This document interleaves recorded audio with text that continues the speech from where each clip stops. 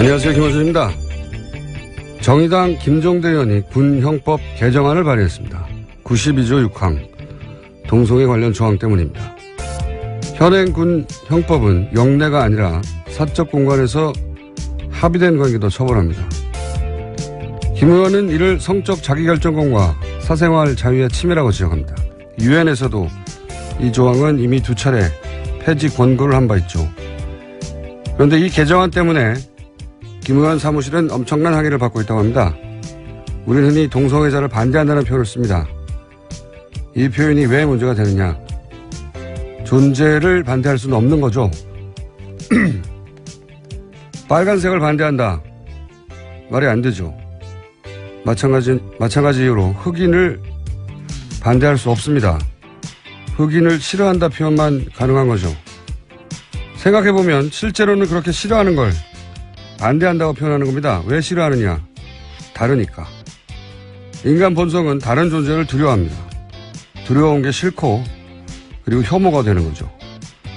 그러니까 이 논란의 본질은 존재하는 소수자들을 다수가 자신과 다르다는 이유로 혐오하여 그들의 시민적 권리를 제약할 수 있는가? 결국 이 문제입니다. 이 문제에 관한 사회적 합의와 입법은 아마 오랜 시간이 걸릴 것이고 진척은 더딜 것이며 논쟁은 격할 겁니다. 어느 나라에서나 그랬습니다. 먼 길 떠나는 김종대 의원의 권투를 빕니다. 김어준 생각하겠습니다.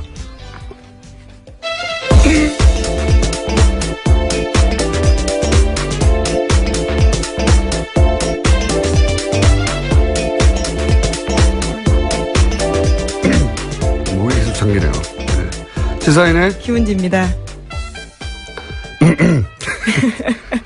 자, 목을 풀지 않았더니. 예, 월요일 아침부터 많은 분들이 깜짝 놀라시겠습니다. 네, 목을 풀고 시작했어야 되는데, 저희 책임 PD가 얼굴이 제가 마음에 안 들어가지고 쳐다보다가.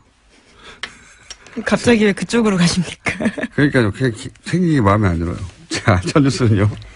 네, 북한이 오늘 새벽 탄도미사일로 추정되는 발사체를 발사했습니다. 합동참모본부에서 밝히길 북한은 오늘 오전 5시 39분 강원도 원산 일대에서 동쪽 방향으로 불상의 발사체를 발사했다라고 밝혔습니다. 이어서 대통령이 관련 상황을에게 즉시 보고했고 오늘 오전 7시 반에 NSC 상임위 개최하겠다라고 알렸습니다. 6월 말로 예정된 걸 알려진 이 한미 정상회담. 그 전에 제가 보기에는 앞으로 더 쏠 것 같아요. 예. 최근에 중국과의 관계도 이제 북한이 안 좋은데, 한중 관계가 이제 사드 이전으로 정상화되면 더욱 북한 입장에서는 압력을 받을 테니까 그런 목적도 있는 것 같고, 그 전에 그래서 계속 존재감을 드러내는 이런 미사일 발사가 있지 않겠는가. 속 보니까 여기까지밖에 전달해 드릴 내용이 없고, 좀 구체적인 내용이 나오면 내일 또 다루기로 하고, 다음 뉴스는요? 네, 황교안 전 총리가 세월호 수사에서 외압을 했다라는 구체적으로 관련된 내용들이 드러났는데요. 한겨레 신문이 오늘 아침에 보도했습니다. 황교안 전 총리가 법무부 장관이던 2014년 세월호 사건 수사 과정에서 해경 1, 2, 3정장에 대한 업무상 과실치사 혐의 적용을 막지 못했다는 이유로 당시 변찬욱 광주지검장을 크게 질책했다라는 건데요. 또 김주현 당시 법무부 검찰국장도 업무상 과실치사 적용을 놓고 광주지검 수사팀을 지휘하던 조은석 대검찰청 형사부장과 여러 차례 언성을 높이면서 충돌했다라는 겁니다. 이 뉴스는 이제 몇 차례 저희도 전달해 드렸는데 이번에 이제 구체적인 이름, 직책들이 이제 등장을 하네요. 예, 네. 특정되기 시작한 겁니다. 그 내용은 간단하거든요. 해경 1, 2, 3정, 그러니까 세월호 침몰 당시 가장 먼저 도착했던, 그런데 이제 탈출 방송을 했다고 처음엔 거짓말을 했다가 나중에 알고 보니 안 했던 그 해경 1, 2, 3정에 대해서 업무상 과실치사 혐의를 광주지검에서는 적용하려고 했는데, 근데 그걸 박근혜 정부에서는 막았다는 거죠. 네, 계속 윗선에서 방해했다라는 겁니다. 왜냐하면 이제 업무상 과실치사가 되면 정부 책임이 되니까, 당시 박근혜 정부는 이게 단순한 해상 교통사고다. 교통사고인데 무슨 정부 책임이 있느냐.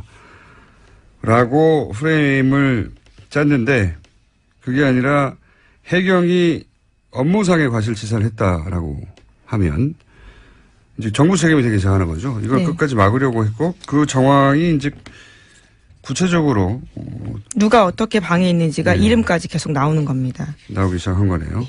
이게 몇 번 다뤄졌었어요. 그러니까 특검 때는 여기까지 가지를 못했고 당시 포커스가 이제 대통령과 이재용 부회장의 뇌물죄였기 때문에 영향이 거기 총 집중됐었고 이게 이제 특수본 그 이후 이어받은 특수본 때도 이 문제를 들여다본다고 했지만 실제로 황교안 총리나 수사를 안 했죠. 네, 핵심 당사자 부르지 않고 수사 마무리했습니다. 네.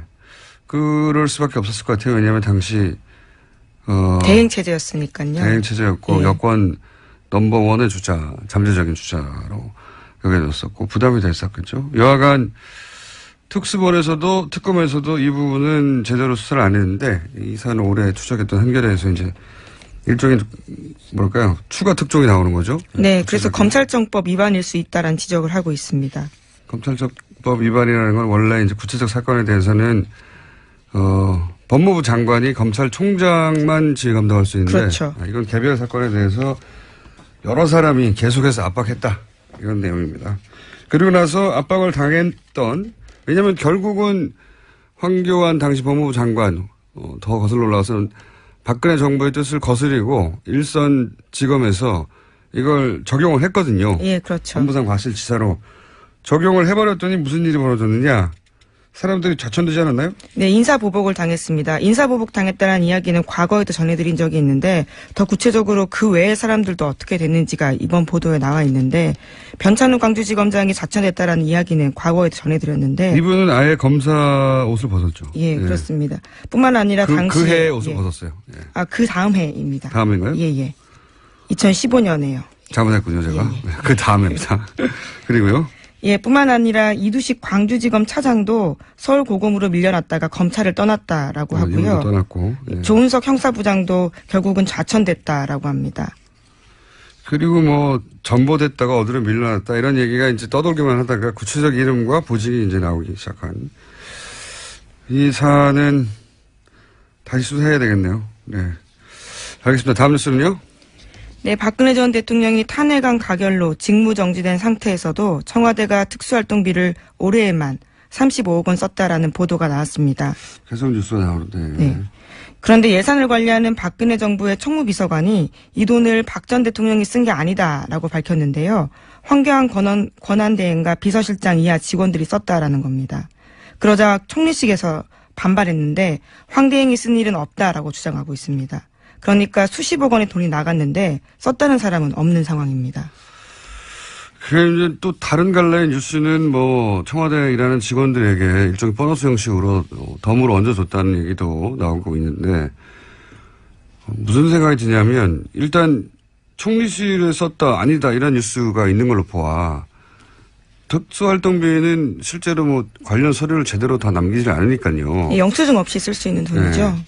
근데 이제 이 돈을 누가 썼다고 해야 할까? 그래야 탈이 안 날까? 그런 고심의 흔적이 있어요. 총리실에서 썼다라고 저쪽에서는 아니라고 하고 아니라고 하는 뉴스가 맞을 것 같아요. 왜냐하면 총리실에 있는 특수활동비를 쓰지 왜 청와대 걸 땡겨 쓰겠습니까? 예. 그러니까 이런 뉴스는 뭐랄까요? 누가 썼다고 하지? 이런 고심의 흔적이 보인다. 총무비서관은 이제 격리 역할을 하는 거거든요. 살림을 사는 거죠. 네, 자기가 직접 집행을 하는 건 아니에요. 그러니까 이걸 집행한 쪽은 누구냐. 제가 알기로는 이 돈은 민정이 장악한다고 저는 알고 있는데 다 쓴다는 게 아니라 그래서 민정 쪽에서 조사를 제대로 해야 되지 않을까. 그리고 이제 당시 분위기를 다시 되돌려 생각해 보면 현재 판결을 본인들이 이기고 대통령 복귀할 거라고 믿어 의심치 않았던 게 청와대 내부 분위기라고 뉴스가 많이 나왔잖아요. 저희도 그런 징후들을 얘기했었고. 그러면 그때로 돌아가서 그때 기준으로 가장 긴급한 게 뭐냐. 그때 기준으로 가장 긴급하고 중대한 거는 헌재 판결을 이기기 위한 모든 활동이란 말이죠. 특수활동비가 예를 들어서 소위 태극기 집회나 가짜뉴스 이런 활동과 어차피 아무도 모르게 집행할 수 있는 자금인데 이런 활동과 관련된 곳에 단 한 푼도 쓰이지 않았을까? 어차피 이길 헌재 판결인데, 당시 청와대 내부 분위기로는. 그런 가능성을 배제할 수 있나? 예. 저는 개인적으로 그런 의구심이 드는데, 과연 문재인 정부가 문서도 남지 않은 자금을, 그런 조사를 지금 이 시점에 박하게 할 수 있을까? 뭐, 그런 생각도 동시에 듭니다. 여간 찜찜한 뉴스로 남지 않겠는가? 네. 네, 하루 5천만 원씩 썼다는 뜻이거든요. 정말 많이 쓴 겁니다. 70일 동안 그렇죠. 35억이거든요. 하루도 안 빠지고 5천만 원. 예. 토요일 직원들 수당을 줬다고 하더라도 35억은 굉장히 많은 돈이어서요. 의문이 남는 건 사실입니다. 이렇게 해명될 일은 아닌 것 예. 같은데 과연 제대로 조사할 만한 자료가 있을까? 그리고 그 조사를 박하게 계속 할 수 있을까? 민정. 우병우 전 민정수석도 조사 대상이 될 수 있는 건데 이 사안 관련해서. 할 수 있을지는 모르겠습니다. 다음 뉴스는요? 네, 박근혜 전 대통령 지난 25일에 2차 공판이 있었습니다. 거기서 박 전 대통령 쪽은 검찰이 법원에 제출한 수사기록 대부분을 증거로 사용하는 데 반대한다라고 밝혔습니다. 참고인 조사받은 수백 명을 일일이 법정에 불러서 신문해달라는 요구를 해서 재판부에서 시간 낭비다라는 난색을 표하게 만들었습니다. 증인도 참고인도 이제 이게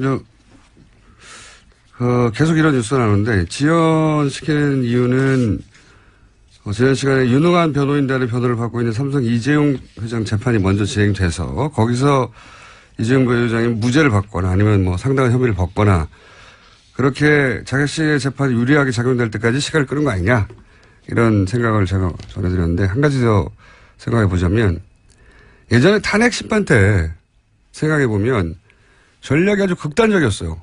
그렇잖아요? 되돌아보면 재판부의 반응 뭐 여론 따위 전혀 고려하지 않는 본인들의 목적에 딱 꽂혀서 나머지는 전혀 법정에서 이것이 도대체 어떻게 받아들여질 건지 이런 생각을 하지 않고 전략을 구사했단 말이죠. 그때 그 전략을 유영하 변호사가 주도한 게 아니냐. 그래서 헌재 판결이 불리하게 나는데 지대한 공헌을 한 거 아니냐 이런 얘기 했었는데 똑같은 사람이 여전히 계속해서 유일하게 만나고 있어요. 그래서 한번 생각해 봅시다. 만나면 뭐라고 할까? 만나면 그런 얘기 할 것 같아요. 가장 빨리 나가는 법을 찾자. 네. 그렇지 않겠습니까? 예. 예, 구속 만기가 6개월이라 뭐 이런 그렇죠. 의미인가요? 예. 예, 제가 보기에는 재판을 구속 만기까지 계속 지연시켜서 구속 만기 이후 풀려난 상태로 재판을 받자. 이런 전략이 아니겠는가. 예, 쉽지 않아 보입니다. 대통령 적용 혐의가 18가지거든요. 다르게 또 영장을 칠 수도 있을 거라고 봐서요. 이제 구속영장이 연장되는 거는 정치적으로 부담스러워서 안 할 거라고 생각하고 본인들 생각이 그렇게 할 수 있다는 거죠. 그 목표가 정해졌으니까 가능한 모든 수단을 동원해서 지연시키는 게 아닐까 또. 지난번에도 얼토당토하는데 저희가 보기에는 그랬잖아요. 근데 그랬던 두 분이 또 만났잖아요. 나머지 그건 잘못된 전략이다. 법정에서 불리하다. 말해줄 사람이 없는 것 같으니까 그런 이유도 있지 않겠는가. 그런 전략일 가능성을 배제할 수 없다. 이분들이 해왔던 전력을 보면 이재용 부회장 재판까지 기다리는 것만으로는 법정에서 좀 불리하거든요. 재판부에 불리한 인상, 나쁜 인상을 주는 거거든요. 그렇게 보일 가능성이 큽니다. 네, 의도적으로 지원한다고 네. 보이게 되는데 그거를 개의치 않는 거죠 지금. 그럴 가능성도 있는 것 같습니다. 다음 뉴스는요. 네, 이낙연 국무총리 후보자 국회 인준이 난항 겪고 있습니다. 위장 전입 논란으로 촉발된 야권의 공세가 계속되고 있고 여야 입장차가 좁혀지지 않고 있습니다. 그리고 이제 야당은 문재인 대통령이 나와라. 예, 이거는 문재인 대통령이 해결해야 된다. 네, 입장을 밝히라라고 예. 요구하고 있습니다. 자, 이 문제는 저희가 간만에 오자 토론을 마련했습니다. 예, 딱 적합한 사안인 것 같아서 오자 토론을 통해서 한번 각 당의 입장 그리고 민주당 입장을 오자 토론에 나온 당사자 의원들로부터 들어보도록 하겠습니다. 자, 다음 뉴스는요. 네, 서훈 국정원장 후보자가 국정원 댓글 사건을 조사하겠다고 밝혔습니다. 국정원의 보수단체 지원 의혹 등에 대해서도 사실관계 살펴보겠다라고 했는데요. 국정원 내 최순실, 우병우 라인이 있었다라는 의혹에 대해서도 취임하면 사실관계 살펴보겠다고 밝혔습니다. 뭐 당연히 해야 할 일이죠. 예.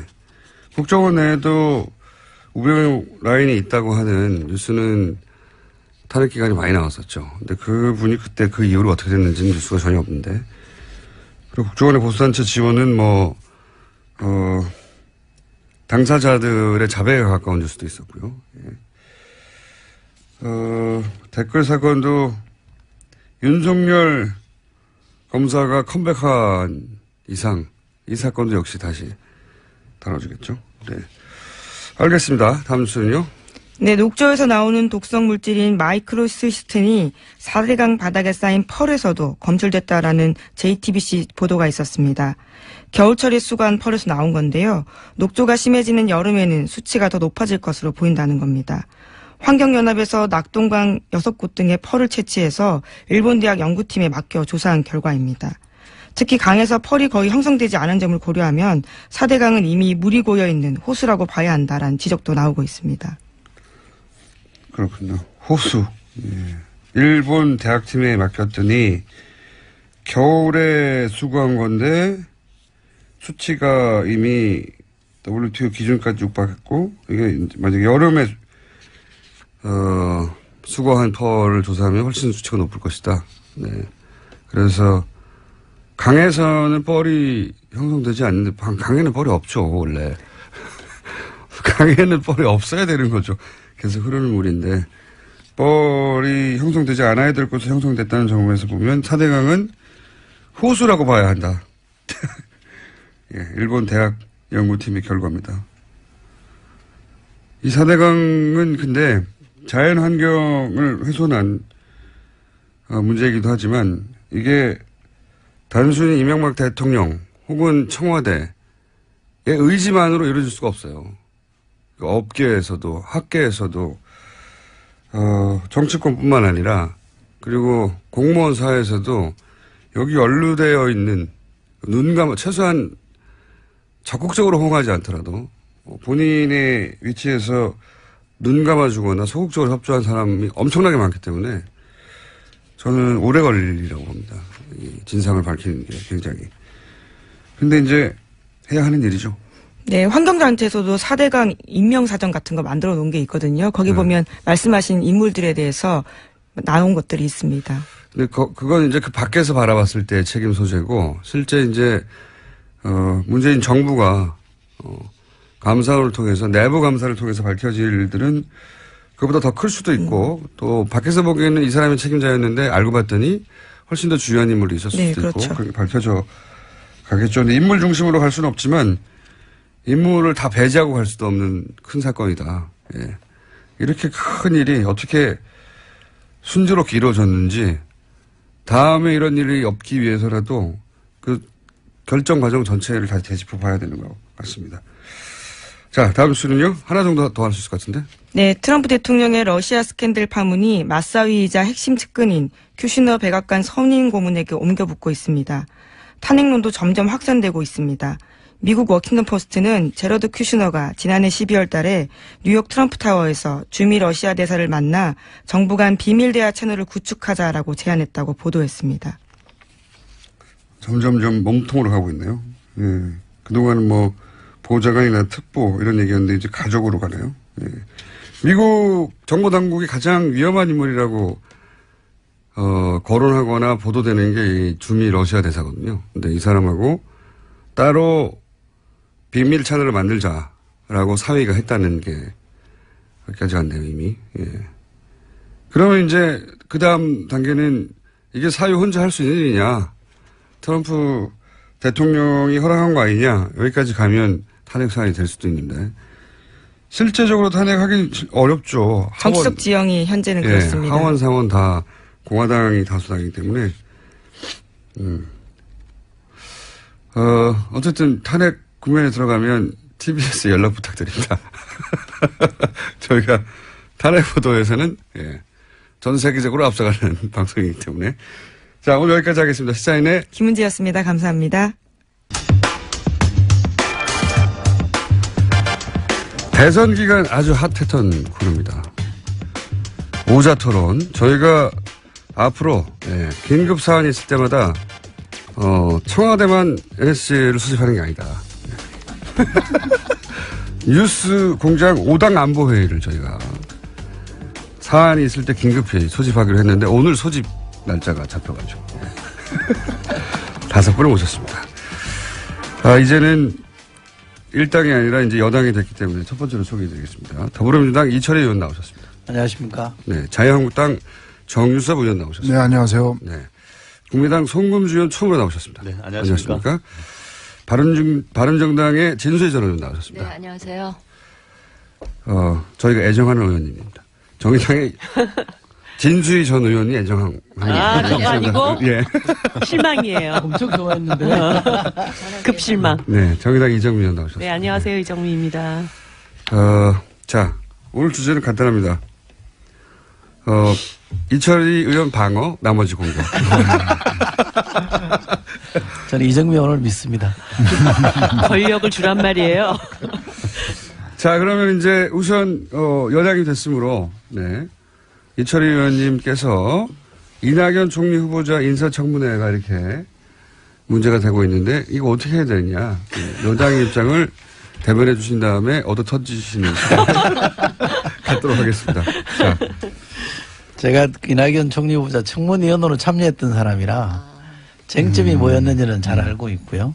또 이게 과연 이제 그야말로 낙마시킬 사유냐 아니냐에 대해서는 뭐 제가 그 야당 청문위원들하고도 얘기를 해봤는데 그걸 사유로 보시는 분들은 없는 것 같아요. 그러나 전체적으로 대통령이 공약한 사항에 대해서 가장 중요한 첫 번째 인사부터 못 지킨 거에 대해서 문제제기하는 거기 때문에 청와대도 그 점에 대해서는 솔직히 인정을 했고요. 또 임종석 비서실장이 해명성 사과를 했기 때문에 저는 약간의 시간만 좀 지체될 뿐 크게 보면 협치의 틀은 저는 유지될 거라고 봐서 청와대나 저희 여당이 적극적으로 야당을 설득하고 또 인사청문회 기준이라 그럴까요? 인사 기준에 대해서 협의를 해 나간다면 원만하게 풀리지 않을까 싶습니다. 자, 이렇게 낮은 자세로 목소리마저 약간 비굴하고 제발 봐달라며 여당에 대한 이철희 의원의 이야기가 있었고요. 여기 대해서는 뭐 지금 예. 순서대로 할 필요가 없기 때문에 말씀하실 분은 손들어서 말씀하시면 됩니다. 예. 예. 누굽니다? 말씀해 주세요. 자유한국당 정유섭 의원입니다. 예. 저도 이낙연 그 지사에 대해서 굉장히 의외였어요. 이게 4선 의원이시고 지사 지내고 그래가지고 그렇게 흠결이 없을 줄 알았는데 사람은 역시 털어서 먼지 안 나는 사람 없다. 그래가지고 완전한 사람은 없는 것 같습니다. 이낙연 의원이 과거 기준에 의하면 당연히 부적격이죠. 총리로서 그 도덕적인 흠결이 분명히 나왔습니다. 그것도 한두 가지가 아니라 여러 가지가 나왔어요. 그렇기 때문에 당연히 부적격인데 이거를 그러면 어떻게 할 거냐. 지금 뭐 엊그제 임종석 비서실장이나 우원식 여당 원내대표 얘기했듯이 지금 내각을 빨리 구성해야 되고 국정안정을 해야 되는데 지금 총리 인준 가지고 이렇게 끌 거냐 하는 그런 문제가 있어요. 그래서 저희는 생각이 이게 어쨌든 정치적인 타결이 있어야 되겠다. 정치적인 해법을 모색해야 되겠다. 흠결은 있지만 지금 상황을 봐서 이거를 인준하는 것에 관해서 정치적으로 각 당에서 협의를 해서 결론을 내줬으면 좋겠다 그렇게 생각을 합니다. 그러니까요. 그 결론을 어떻게 내려야 하는 거죠? 그럼 뭐 이제 우리 당에서 요구한 거는 뭐 대통령 유감 표명이다. 그다음에 어떤 기준을 세워라 뭐 이런 게 있었잖아요. 그런데 그런 조치들이 안 돼 있으니까 뭐 오늘 본회의하기 전에 각 당 원내대표들이 만난다든지 또는 대통령 하고 뭐 상의를 한다든지 해서 어떤 해법을 찾아야죠. 그냥 갈 수는 없잖아요. 대통령 사과가 아니면은 절대로 안 된다. 이게 입장인지 아닌지부터 궁금해요. 네. 원내대표끼리 만나야죠. 일단. 한 걸음 물러서신 듯. 네. 이게 빨리 굉장히 없애버려. 합리적이신데요. 네. 굉장히 합리적이시고 지나치게 합리적이어서 재미가 왜 그랬어요 오늘? 전쟁을 치러올 줄 알았는데 이렇게 네. 스무스하게. 대선 때처럼 이렇게 치고받고 해야 되는데 다들 한쪽은 비굴하고 한쪽은 합리적이고. 자, 이 사안, 그래서 대통령이 꼭 나와야 되는 거지. 왜냐하면 언론에서는 항상 계속 대통령이 사과해야 된다는 게 야당의 입장처럼. 어떻습니까? 제가 좀 말씀드릴까요? 네. 예, 바른정당의 진수입니다. 이 문제는 임기 초기에 뭐 대통령의 높은 지지율로 그냥 적당히 덮고 넘어갈 문제는 결코 아니고요. 아마 여당도 그럴 생각은 아닌 것 같아서 이제 다행인데. 네. 이게 그냥 좋은 게 좋다고 덮고 갈 문제가 아닌 것이 이 인사청문이 이번 한 번으로 끝나는 일이면 뭐 그럴 수도 있겠어요. 근데 앞으로 임기 5년 동안 수없이 많은 인사청문을 할 텐데 그때마다 이 기준을 명확하게 구체적인 기준을 설정을 안 하고 가면 그때마다 이런 문제가 나타날 것이기 때문에 보는 국민들은 굉장히 짜증나고요. 그 당하는 정부나 청와대나 여당 입장에서도 굉장히 피곤할 일이다 이렇게 생각을 해서 차제 물론 이제 이 조각이나 총리 인준이 조금 며칠 더 걸리더라도 이걸 좀 구체적인 기준 그러니까 적용할 수 있는 아주 이 기준을 좀 분명히 구체화해 놓고 가는 게 서로에게 좋겠다 이런 생각을 하고요. 저는 개인적으로 이 대통령께서 후보 시절에 이 5가지 기준을 너무나 구체적이고 분명하고 단호하게 이야기를 하시는 걸 보고 저 개인적으로 좀 불안했어요. 저거 지키기 굉장히 힘들 텐데. 해보신 그다음에 분으로서. 예. 장관도 해보신 분으로서. 다른 공약하고는 달리 이거는 취임하자마자 그렇죠. 나타나는 일이기 때문에 저렇게 해서는 안 될 텐데 내심 불안했는데 이제 그게 그 현실로 예를 들어서 닥쳤습니다. 위장전입 같은 경우에요. 용어가 네, 네. 굉장히 무섭긴 한데. 예. 그러니까 제가 이제 다행히 네. 국정기획위원회에서도 그렇고 여당 입장에서도 좀 더 구체적인 기준을 마련하겠다고 나오니까 그건 다행이고요. 네. 그거를 해야지 안 그러면 그렇죠. 지금 뭐 이 정부는 다를 줄 알았는데 막상 굉장히 신선하고 굉장히 여성도 많이 예. 등용하고 그래서 국민들이 박수 치는데 뚜껑 열어보니까 이런 상황이라서 다들 네. 이제 실망이 됐을 텐데 조금 예컨대 위장전입의 경우는 부동산 투기 목적 이외에 다른 네. 거는 좀 용인해 이렇게 주자든지. 풀어주는 네. 거라든지 국정 문제도 아들의 경우 병역 기피의 의도가 있지 않은 경우는 조금 풀어준다든지 이런 기준하는 기준을 좀 문제죠. 구체화하는 게 필요하고요. 지금 대통령 사과가 꼭 필요하냐 안 하냐 예, 이 예. 문제는 이게 지금 후보에서 대통령이 되신 지 정말 얼마 안 되셨잖아요. 그러니까 예. 국민들 기억 속에 그 약속한 게 너무나 분명하고 우리 흔히 하는 얘기로 잉크도 안 마른 뭐 이런 거기 때문에 대통령께서 꼭 사과가 아니라 조금 당신이 직접 인선도 나와서 발표하신 것처럼 한 번은 나오셔가지고 입장 이야기하시고 이렇게 하겠다라는 이야기를 해주시는 게 좋겠고요. 야당이 이렇게 지금 이야기를 하는 거를 여당 입장에서 그냥 반대를 위한 반대, 뭐 발목 잡고 흠집낸다 이렇게 하실 일은 아니고 정말 여당이랑 협치를 위한 시작, 출발점으로서 이걸 좀 분명히 해놓고 가자 이런 취지로 문제 제기한다는 걸 좀 이해하시고 좀 그렇게 잘 풀어나갔으면 좋겠어요. 네. 방금 내는 이철이 의원이 고개를 푹 숙이고 제 말이 뭐 구구절절 맞으니까 그렇죠? 진수 의원 잘하시네요. 굉장히 잘하세요. 네. 굉장히 잘하셔서 저희가 다른 멤버들은 계속 바뀌는데 진수 의원님이 계속 나오시고요. 러블리진. 예. 아니, 바른정당에 사람들이 좀 없어서 그렇습니다. 정유섭 의원님은 하는 거 봐서 계속 나올 거예요. 근데 이건 또 있긴 있지 않습니까? 초반에 말씀하신 대로 대통령의 인선이니 대통령이 초반에 나와서 설명해야 된다는 요구도 일리 있지만 한편으로는 대통령까지 굳이 나오지 않아도 되는 사안인데 정권 초반인데 이렇게 기선을 좀 제압하려는 대통령이 워낙 잘 나가니까 요새 인기가 그런 목적도 야당에는 마음 한구석에 있지 않습니까? 근데요, 이게 너무 또 잘 나가다 보면 높은 지지율에 취해가지고 부담. 이게 최근에 왜 약간 일부러 좀 떨어뜨려 주시려고? 아니. 약간 그게 취하다 보면 이렇게 법이나 정해져 있는 룰도 자꾸 뛰어도 된다라는 유혹에 착각을 할까봐. 빠지고 그렇게 되면 실수가 나올 수도 있고 최근에 왜 검찰 서울중앙지검장 임명하는 네네. 과정에도 약간 문제 제기가 있었잖아요.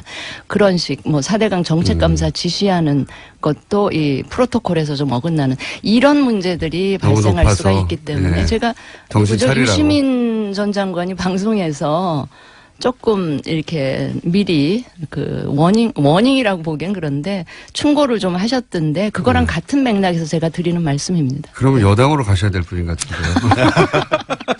너무 높아서 실수할까봐 이 우려에 대해서 감동적이지 네, 않습니다. 너무 지나치게 감동적인데 이철희 의원님은 이 우려에 대해서 어떻게 생각하십니까? 고맙죠. 이 코너는 다음 시간에 폐지될 것 같습니다. 대통령이 꼭 나와야 된다에 대해서는 어떻게 생각하세요?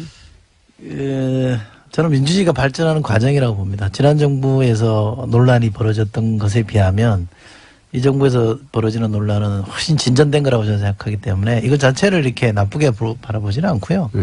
또 야당이 전부는 아닙니다만 야당의 일부가 뭐 기싸움 차원에서 대통령에게 사과를 요구하는 측면도 있겠죠. 뭐 그거 가지고 그러나 시비 걸 생각은 없고요. 인사권자인 대통령이 주권자인 국민에게 이만저만한 사정에 대해서 충분히 설명하고 해명하는 건 좀 필요하다고 봅니다. 그래서 대통령이 나와서 설명하는 것도 필요하다. 근데 저는 비서실장이 한 것도 사실은 대통령의 워딩이고 언급인데 그것조차도 좀 부족하다고 하니 저희가 협치 차원에서 국회 존중 차원에서 또 야당과 계속 협력해서 간다는 차원에서 대통령이 설명하는 것도 저는 나쁘지 않다고 봅니다. 개인 의견이면 토를 달았어요. 감비구를 하죠. 예. 그래서 청와대에 못 들어간 거예요. 아니 그런데 이제 제가 이번 과정을 보면서 많은 분들이 인사청문회 원칙과 기준을 좀 더 세분화해야 된다 이런 얘기들을 많이 하시잖아요. 그런데 문재인 대통령께서 후보 시절에 얘기했던 인사 5원칙이라고 하는 것은 지난 시절에 고위공직자들이 진짜 누구든 이런 문제를 피해갈 수 없었고 또 근데 다 그러니까 그냥 또 덮고 가고 그러면서 이런 관행이 계속 반복되어 왔던 것에 대해서 이제 한 번은 끊고 가자라고 하는 의지가 있었던 것이고. 정의당입니다. 예, 그래서 아까 이제 뭐 부동산 투기 목적 얘기하셨지만 교육 목적으로의 위장 전입들도 또 있는 것이거든요. 예. 그래서 뭐 여러 가지 그 대원칙에 대한 그 세부적인 기준을 마련한다라고 하는 것에 대해서는 동의를 하지만 이것이 야 해보니까 진짜 다 어쩔 수 없더라 이러면서 이 원칙 자체가 흔들리면서 국민들이 어떤 특권과 불공정에 대한 강력한 그 혁신을 바라는 이런 마음에 다시 좀 상처를 주는 방식은 아니었으면 좋겠다. 그래서 하자가 있었던 부분은 진짜 하자가 있다. 그런데 이번 과정에서 사실 국무총리라고 하는 것이 굉장히 이번 인사의 상징적인 위치에 있었기 때문에 그분에게 이런 흠결이 드러났던 것에 대해서는 이 정부에 굉장히 큰 뭐 이렇게 기스가 났다고 해야 되나 이런 과정일 수는 있는데 기스요. 네. 근데 저렴한 표현은 뭐라고 표현을 아무튼 흠집이라고 해주시죠. 흠집. 근데 이제 전반적인 국정 운영을 해가는 과정에서 이번 인사가 낙마되는 과정까지 가게 된다면 이 정부의 첫 출발에 굉장히 큰 어려움을 겪게 되기 때문에 이번 문제에 대해서는 좀 겸허히 반성하고 수행해 달라 이런 요구를 하고 또 야당들은 이 문제를 계기로 해서 앞으로의 인사 과정에서는 좀 철저하게 더 청와대 자체의 검증이 필요하다 이런 경고를 주고 이렇게 수습돼 가는 게 맞지 않을까 그런 정의당에서는 대통령 사과 혹은 대통령이 직접 해명이 필요하다 안 필요하다? 저는 사실은 대통령께서 직접 나와서 얘기를 하시는 것도 나쁘지 않다고 생각을 했어요. 근데 그것이 이제 하나의 반드시 통과돼야 될 관문이다. 이렇게까지 보는 것에 대해서는 뭐 저희들이 그것이 꼭 필요하다 이런 입장을 한 번도 낸 적이 없기 때문에 다만 이번 인사청문 과정에서 특히 총리 인선 과정에서 이런 하자가 발생했던 것에 대해서는 청와대 차원에서 이제 정확한 입장 표명이 필요한데 사실 이제 대변인께서 나오셔서 원칙과 현실 사이에 기계적 결합이라고 하는 대변인이 아니라 비서실장입니다. 비서실장 죄송해요.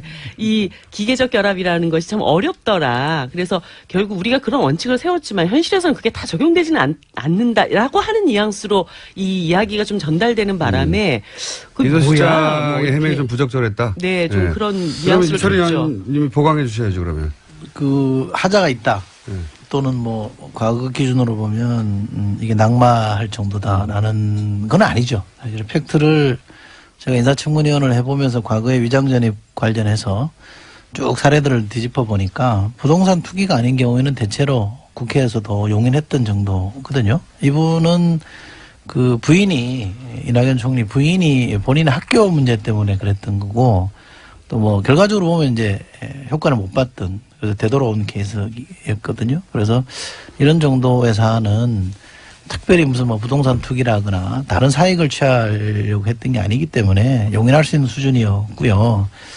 큰 하자라 그러는데 좀 굉장히 섭섭하게 들립니다. 예. 아니, 큰 하자는 아니고요. 아니 말씀하시고 제가 말씀을 드릴게요. 아니, 진수입니다. 아니, 그러니까 근데 이게 하는 인사에 과거 정부하고 비교를 아니, 물론 하면 안 그렇습니다. 되고요. 과거에는 그렇습니다. 부동산을 사랑해서 했다는 분들도 있었어요. 아니, 대통령 본인의 입으로 해명이, 예. 입으로 얘기한 이제 원칙하고 달라진 그 어쨌든 점 때문에 대통령이 그런 공약을 했기 때문에 예, 예. 아니, 그러니까 근데 제가 그 드리고 부분을 싶은 좀 정리를 말씀은 해야 될 것 같아요. 송금주 의원님 네. 등장하셨습니다. 송금주입니다. 제가 간단하게 정리를 해드리면 예. 지금 이낙연 정리 안 되시면 어떡하려고.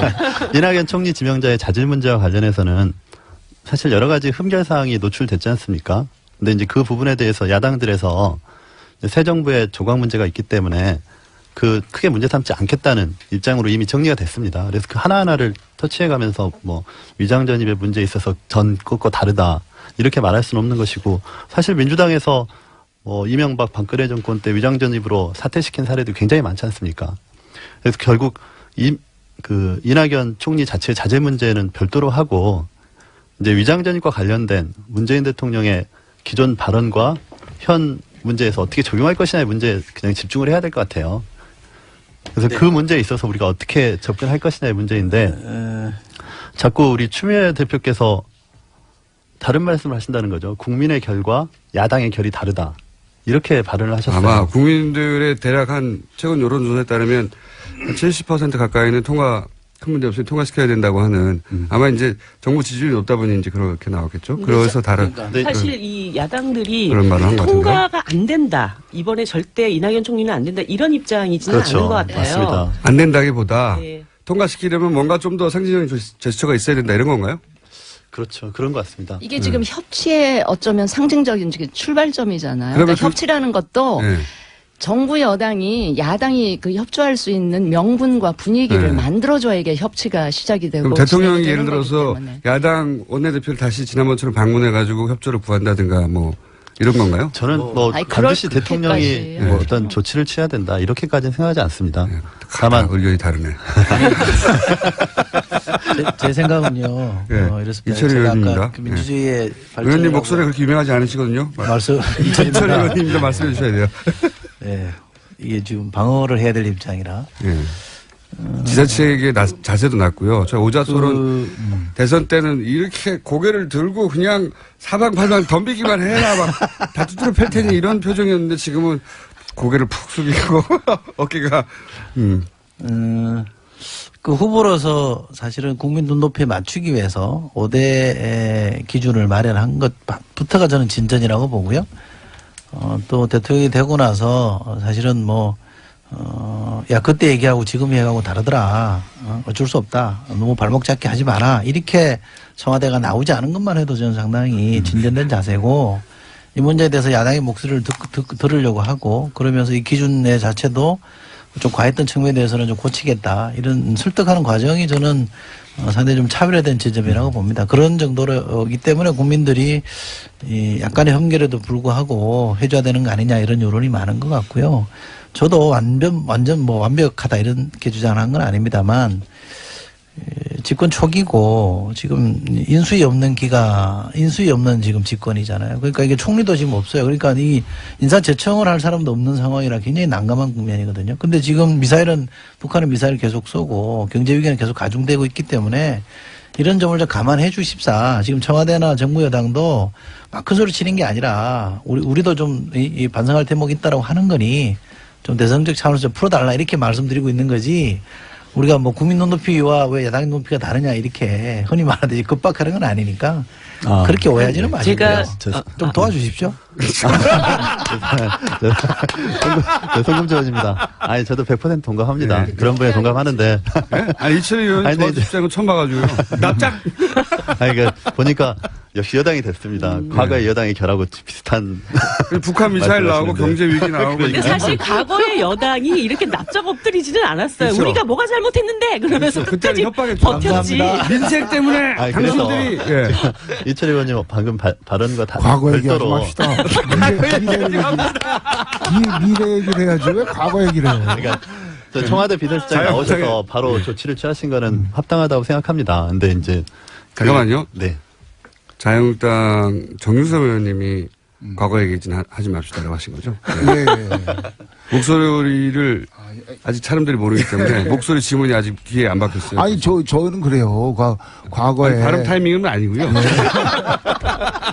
발음 송금주 의원님이 하셔야 되는데 목소리 툭 튀어나와서 다 웃었는데 왜 웃었는지 목소리만으로는 모르실 것 같아서 제가 설명을 드린 거고요. 예. 계속 할까요? 네네. 네, 송금주 의원입니다. 청와대 비서실장이 직접 신속하게 나와서 입장을 발표하신 건 잘하신 것 같아요. 그리고 이제 그렇기 때문에 논의의 물꼬가 튀었고, 아까 이철희 의원님 말씀하신 것처럼 이 문제가 인준을 안 하는 것까지 가지는 않을 거라고 저는 생각합니다. 또 국민의당 입장에서도 적극적으로 호남 출신이어서 그렇지 않습니다. 이 정부, 문재인 정부가 잘하길 바라는 마음에서 지금 여러 가지 하자나 흠결에 대해서 적극적인 입장을 밝히지 않는 건데요.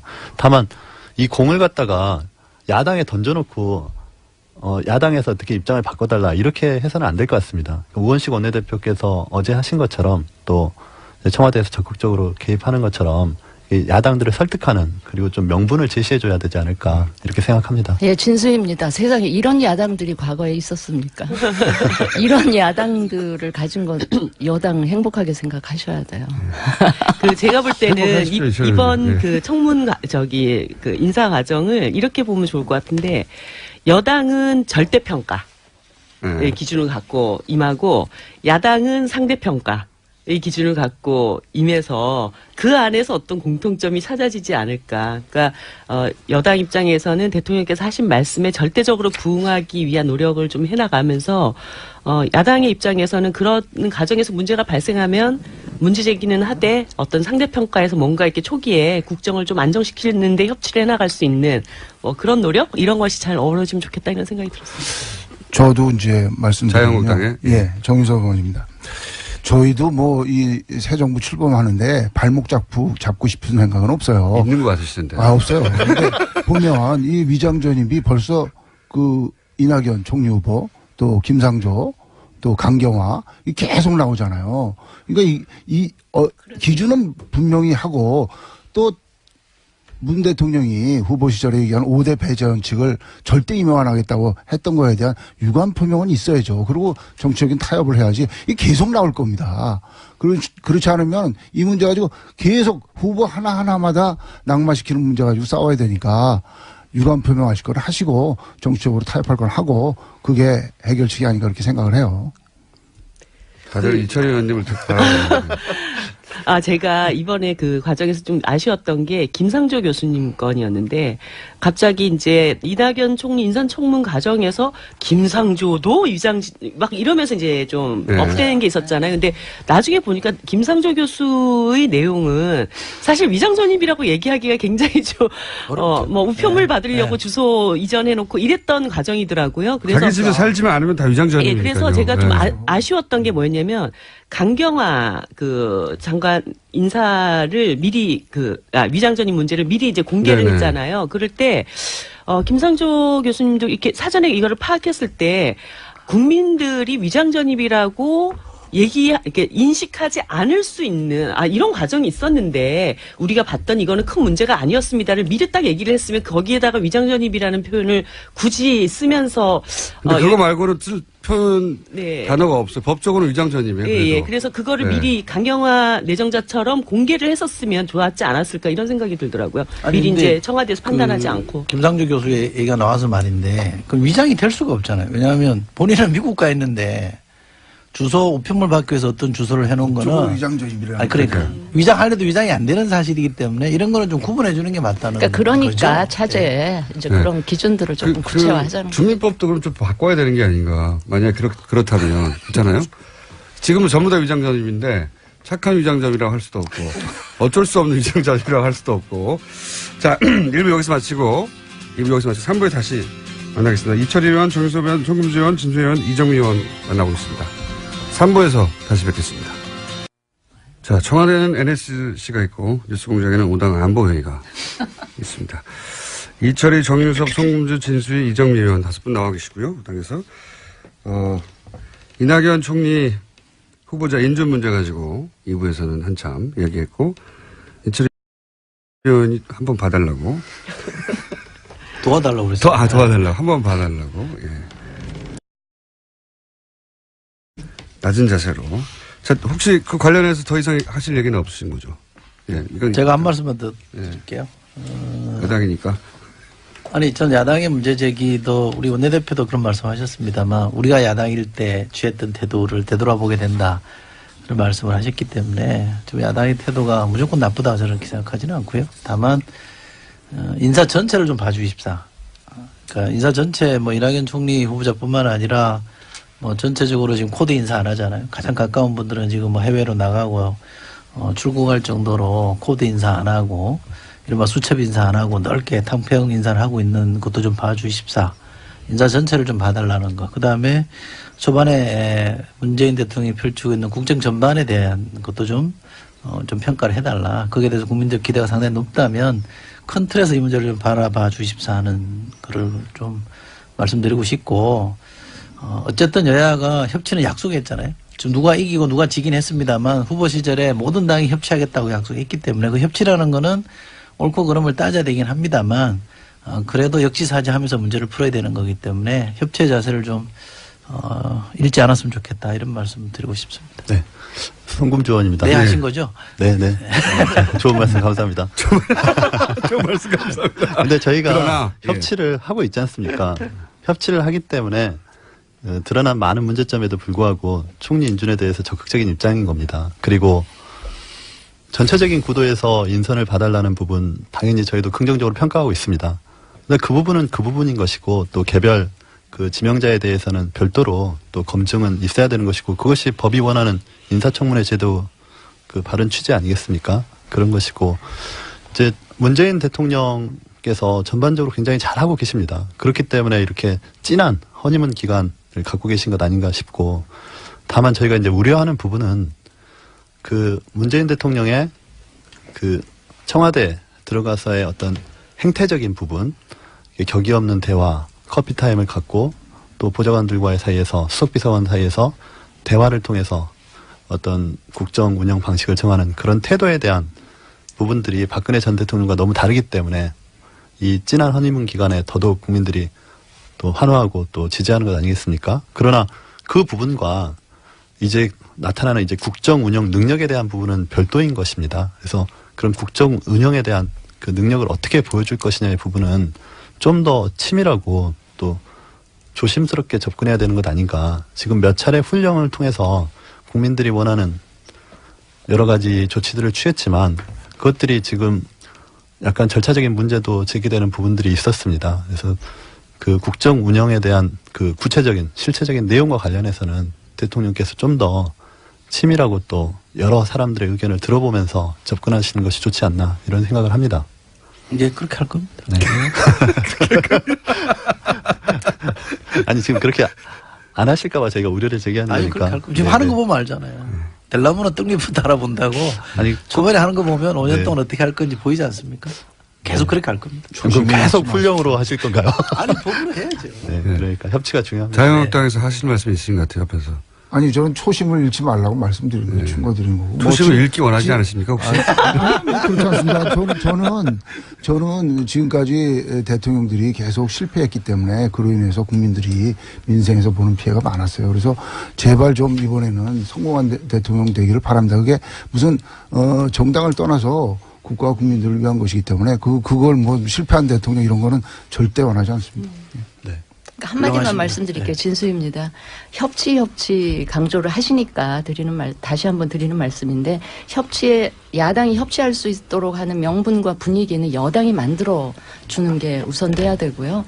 그리고 협치를 야당한테 무조건 강요하시는 거는 좀 안 맞다. 아까 이제 너무 비굴한 자세라는 얘기를 들으셔서 그런지 모르겠는데 아까 송금주 의원 하시는 얘기 그렇게 할 겁니다. 라는 자체가 다시 자세가 조금 건방져졌어요. 알겠습니다가 아니고 그렇게 할 겁니다. 아까 너무 이렇게 비굴했나? 이러면서. 제가 약간 걱정되기 시작했어요. 어떻게 얘기해야 되는 거죠? 무릎 꿇고. 그렇게 해야죠. 네. 예. 정의당에서는 또 할 말 없어요, 별로? 네. 이 부분에서 네. 일단락. 예. 제가 문자가 많이 와서 그 요즘은 이제 게스트들이 나오면 사람들이 다 찾아봐요. 맞춤형으로 질문. 예, 다 찾아봐가지고 정윤석 의원에 대해서 저도 몰랐는데 1년 전 세비를 납부하겠다고 저도 기억이 잘 안 나는데 새누리당에서 약속을 했다고. 근데 그게 이틀 후래요. 예. 저 말씀드리겠습니다. 1년 뭐 잘잘못 그 말씀을 드리는 게 아니고 당시 이제 김무성 대표 시절에 저희 당 홍보국에서 여러 가지 공약을 내면서 여기에 대해서 동의를 하느냐. 당연히 당 후보로서 동의를 하죠. 그래서 이름을 올렸던 거고 또 뭐 당대표였던 김무성 대표가 대표 사인해서 이제 광고까지 했던 거고. 그러니까 당 홍보국에서 정한 일을 따른 건데 그렇다면 지금도 당에서 결정해줘야지 개인 보고 어떻게 이거 어떨 거냐 묻는 것은 그건 뭐 맞지 않다고 보고요. 당에서 결정을 하는 대로 따르겠습니다. 근데 그 당이 없어진 상태라 가지고 지금 애매해진 거. 상호 변경되죠. 상호. 대표이사 구속. 어쨌든 그러면 이틀 후에 세비 당에서 결정을 해줘. 세비 반납하면 개인이 한 것은 아니니까. 개인이 당에서 하는데 결정하면은 당에서 결정한 사안에 따라서 따른 1년 있다가 거니까. 반납합니까? 이거 엄청난 돈이에요. 지금도 당에서 결정하면 따라야죠. 그거야 뭐 그때 당시에 그걸 표정을 이렇게 억울하세요. 좀 억울하죠. 뭐 내 공약서에는 그 내용 안 들어가 있어요. 내 공약서에는 안 들어간 내용인데 예. 뭐 당의 공약이 세전으로 합니까? 세우로 합니까? 모르겠습니다. 제가 결정 안 한다. 이거 말하는 사람이 많아요. 근데 하필 이틀 후라 제가 한번 여쭤봤습니다. 그런 저도 몰랐는데 문자가 굉장히 많이 오네요. 이거 큰일 났어요. 예. 문자 온다고 뭐 지금 문자 폭탄 뭐 한두 번 받아봤어요. 문자 폭탄에 대해서 하실 말씀 없습니까? 이철 의원님? 야당에서 문자 폭탄을 가지고 물론 이게 문자 폭탄이 아니라 유권자들이 문자로 참여하는 거다. 이런 견해도 있어요. 물론. 근데 어쨌든 문자가 저쪽에 쏟아지는 것에 대해서 그 인사청문회 할 때 그 동료 의원들 중에 이렇게 질의하면서도 그 억울하다 이게 좀 과하지 않냐 이렇게 문제제기 하신 분들이 있었어요. 저도 뭐 사실은 문자를 받아본 사람이기 때문에 많이 받아보신 충분히 뭐 그런 말씀을 이해가 됩니다만 그 정치인으로서 이걸 이제 풀어내는 그 문제제기하는 방식도 좀 약간 좀 이렇게 그칠지 않았으면 좋겠다라고 생각해요. 그러니까 심정은 충분히 공감을 하나 이 문제도 저는 크게 보면 정치 실패 때문에 그렇게 그런 현상이 초래된 것이기 때문에 우리가 반성할 대목도 분명히 있는 거고 그걸 전제로 해서 조금 이렇게 뭐 욕설이나 너무 늦은 욕설이나 시간에 단기간에 확 이렇게 몰아치듯이 하는 것에 대해서는 좀 걱정하는 바가 없는 건 아닙니다. 예, 자유한국당 정유섭 의원입니다. 저도 이제 문자 폭탄에 대해서 한 말씀 드릴 게 제가 최순실 게이트 그 청문위원이었잖아요. 하루 새에 10,000통을 받은 적이 있어요. 근데 이게 90% 이상이 욕설이고 비속어입니다. 그러니까 10,000통을 봅니까? 못 본데 처음 이게 제목만 봐도 욕설해요. 이거는 건전한 비판이 아닙니다. 이건 비상식적인 행위고 이거는 뭐 대중 속에서 숨어서 공격하는 일종의 폭력행위예요. 그래서 이게 우리나라가 그래도 50년, 60년 민주주의를 했는데 건전한 비판하고 폭력행위하고는 다른 겁니다. 그래서 저는 이걸 뭐 어떤 사람은 이거는 뭐 정치 비판이라고 하는데요. 이걸 그런 식으로 무슨 양성화식으로 보면요. 이거는 국가가 천박해지는 겁니다. 좋은 말로 할 수 있잖아요. 좋은 말로. 욕지거리, 비속어 이렇게 해가지고 하는 거를 건전한 비판이라고 하면 그거는 이런 거는 비판을 하더라도 좋은 말로 해야 된다. 저는 그렇게 말씀드리고 싶습니다. 네, 제가 한 말씀 드릴게요. 네. 예, 국민의당 송금주 의원입니다. 저희도 이제 국민의당 제가 처음 문자 폭탄을 받아본 게 탄핵 발의 시점과 관련해서 네, 그때 한참 한 일주일 이상 받았습니다. 그리고 이제 간간히 문자 폭탄 오다가 최근 또 이낙연 총리 지명자 인준과 관련해서 받고 있는데요. 전반적으로는 이렇게 다시 단문자를 보내고 이렇게 왔다 갔다 의사소통을 해보면 자신들의 이제 정치적 의사를 표현하는 과정에서 좀 과도한 측면이 있는 것은 사실이지만 대화를 해보면 또 풀리는 면이 있습니다. 우리 입장을 설득하면. 그래서 제가 봤을 때는 지금 이제 앞으로 4차 산업혁명 시기가 도래하고 사실 통신이 굉장히 자유로워진 시점이기 때문에 국민들의 직접 민주주의에 대한 요구가 굉장히 커진다고 합니다. 뭐 많은 4차 산업혁명 관련 책에서 그렇게 얘기를 하더라고요. 그래서 그런 문자 폭탄도 사실상은 과도기적인 상황에서 그러니까 국민들의 의사표현의 수단들이 이제 아직 정리되지 않은 단계라고 보이거든요. 그러니까 직접 민주주의 형태가 이제 계속 의사표현의 방법으로 나타날 텐데, 그래서 그 부분들을 국회가 됐든 또 이렇게 시민사회가 됐든 좀 정리할 필요는 있는 것 같아요. 룰을 정해주는 필요는 있는 것 같은데, 여하튼 지금의 현상에서는 그 문자폭탄이라는 게 의원 개개인한테는 굉장히 심적으로 부담스러운 건 사실입니다. 그게 부담스러워 하는 걸까요, 아마? 아니 사실 이정미입니다. 예, 네. 욕 먹는 거 좋은 사람은 없죠. 저도 가끔씩 SNS 상에 자신이 지지하는 후보에 대한 조금 비판의 얘기를 하면 곧바로 막 여러 가지 이제 댓글들이 달리고 특히 특히 여성 정치인들한테는 그다음에 외모 비하 이런 것으로 이제 댓글을 달면서 이제 외모 비하는 저도 많이 당합니다.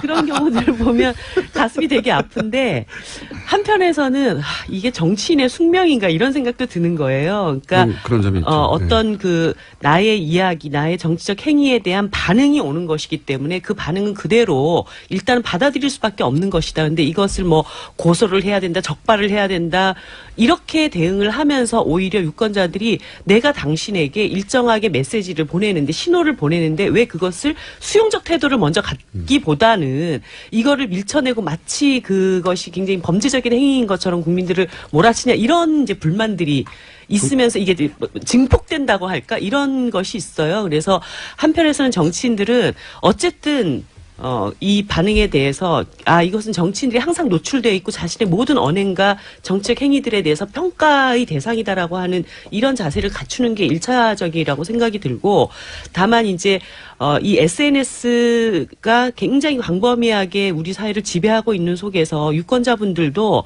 좀 더 민주적 방식으로 좀 더 순화된 언어로 자신의 의사를 표현할 수 있는 그런 어떤 노력들 이런 것들도 함께 해주셨으면 하는 게 이 방송을 통해서 또 그 일들을 하시는 분들에 대한 저의 바람이거든요. 네. 이런 건 있습니다. 근데 말씀하신 중에 숨어서 보내는 게 아니라 유권자들은 자기 번호가 노출이 돼요. 그러니까 만약에 숨어서 안전하다고 생각해서 익명의 게시판에서 올리는 글이라면 그렇게 비난할 수 있는데 이 사람들은 개별적으로 자기 번호를 노출하면서까지 하는 행위라 당사자들한테는 나름 고민을 하고 보내는 거거든요, 그게. 그런데도 불구하고 욕설을 보낼 때는 아마 면전에서 만나서 욕을 할 거예요.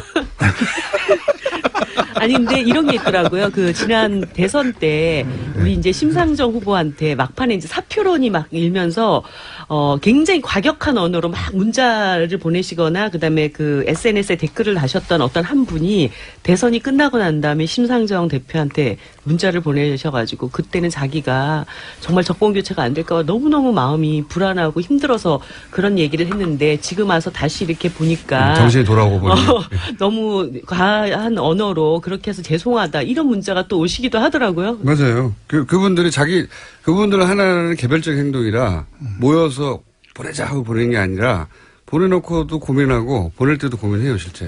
근데 그런 사람이 그렇게 많은 거죠. 많더라고요. 네. 그렇게 많은 거죠. 탄핵 전인가요? 개헌 논란이 있어요. 제가 개헌파로 찍혔는데 저는 개헌 입장이 아니었거든요. 개헌에 반대 입장이었는데 네. 누군가가 이렇게 캡처를 해서 보내준 거 보니까 개헌파 중에 한 사람으로 지목을 해서 누가 올려놨더라고요. SNS에서. 그래서 문자가 막 들어오길래 저는 개헌 아닙니다. 개헌에 동의하지 않습니다. 그리고 특히 대선 전 개헌은 동의하지 않습니다. 개헌 필요성은 인정하나. 이렇게 답장을 보냈더니 제가 잘못 알았다고.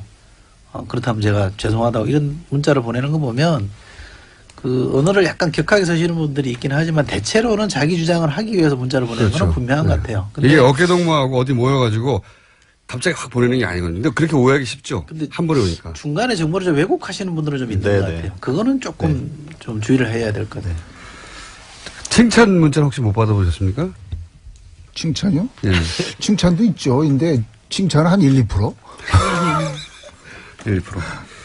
네, 진수입니다. 네. 저는 뭐 현역이 아니라서 그렇게 우려할 만한 문자 폭탄을 받지는 않는데 아까 이정미 의원 얘기하신 거에 저는 전적으로 동감을 해요. 그런데 그게 이렇게 머리로는 이해를 하면서도 마음으로는 상처를 그렇죠. 입거든요. 네. 근데 이제 그런 상처 입음으로 인해서 본인의 평소의 정치 소신이랄까 이 철학이랄까 이런 게 좀 위축되거나 그러지 않았으면 좋겠는데 정치인들도 사람이고 또 네. 유권자들의 표를 늘 의식해야 되기 때문에 아마 영향을 받을 텐데 아까 정유섭 의원 얘기처럼 그게 인신공격이나 무차별 언어폭력의 수준까지 가면 이제 국격의 문제와도 관련이 되니까 보내기 전에 한 번쯤은 생각하고 보내시는 게 좋겠다. 이런 모범 답안을 말씀을 드립니다. 예.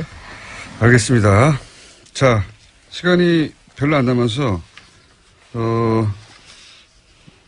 열심히 잘못한 걸 얘기했으니까 혹시 칭찬할 거리는 없습니까? 20일째인데? 저는 진짜 하나만. 뭐 굉장히 뭐 여러 가지 얘기를 드리고 싶지만 특수활동비 문제 있잖아요. 특수활동비. 대통령의 특수활동비를 스스로 한 절반 가까이 없애버린 거.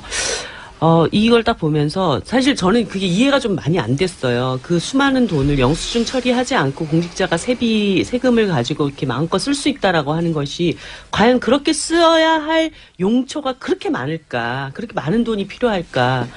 이 점에 대해서는 저는 이전부터 그것에 대해서 굉장히 좀 답답했었거든요. 근데 이번에 대통령께서 그렇게 선도적으로 이 문제를 딱 제기했다고 저는 생각을 하고, 그래서 뭐 국회에서도, 대통령께서 그렇게 하셨으니까 국회도 좀 약간 이 특수활동비 문제를 탁 털고, 국민들 앞에 좀, 멋진 개혁 국회요? 이런 것들을 보여주면 좋겠다. 국회 특수활동비들이 많이 있잖아요. 그런 생각이 들었어요. 국회가 그렇게 좋아하진 않을 것 같은데요. 아니, 그러니까 보면은 뭐 국회도 연간 한 86억 정도 쓰는 걸로 알고 있는데 이렇게 되면 막 국회의장님한테 혼나는 거 아니야, 나. 네, 아무튼 그렇게 그 세비를 영수증 없이 처리해서 쓸 수 있는 돈이 너무 과도하게 많은 거 아닌가? 특히 이제 국가정보원 같은 경우도 이런 특수활동비로 거기가, 댓글 알바들 조직하고 뭐 이런 데 썼다라고 하는 게 드러나고 있잖아요. 그럴 때 약간 이 국정원이나 이런 쪽도 문제를 해결하려면 국회가 선도적으로 우리도 특수활동비 이제 공개적으로 꼭 써야 될 때는 영수증 처리해서 우리가 쓸 수 있으니까. 국회하고 국정원하고 규모가 어마어마하게 차이가 나는데. 네. 국정원이 거의 절반이더라고요, 특수활동비에. 그렇게 해가지고 국정원 그 특수활동비도 뭔가 제약할 수 있는 방안들을 국회가 좀 이끌어내고 이러면 좋겠어요. 청와대면 줄이면 안 되나요? 특수활동비 뭐. 알겠습니다. 예, 저는 진심입니다. 없습니다. 특수활동비. 예. 잘한 거 글쎄요. 저는 이제 늘 정치하면서 예. 그러니까 우리 국민들은 아주 사소한 거에 감동할 준비가 늘 되어 있는데 왜 저 국민들을 감동을 못 시키나 하는 게 늘 제 답답함이었고 그랬는데 하여튼 문재인 대통령은 지금 그렇게 국민을 감동시키고 있는 거는 정말 박수를 쳐드리고 싶고 근데 이게 지금 상대평가 기간이다 보니까 상대평가. 예. 제가 생각하기에 이게 누가 됐더라도 전임 대통령이 워낙에 그랬기 때문에 다 박수를 받을 것 같긴 한데 뭐 문재인 대통령은 더 잘하고 계시고요.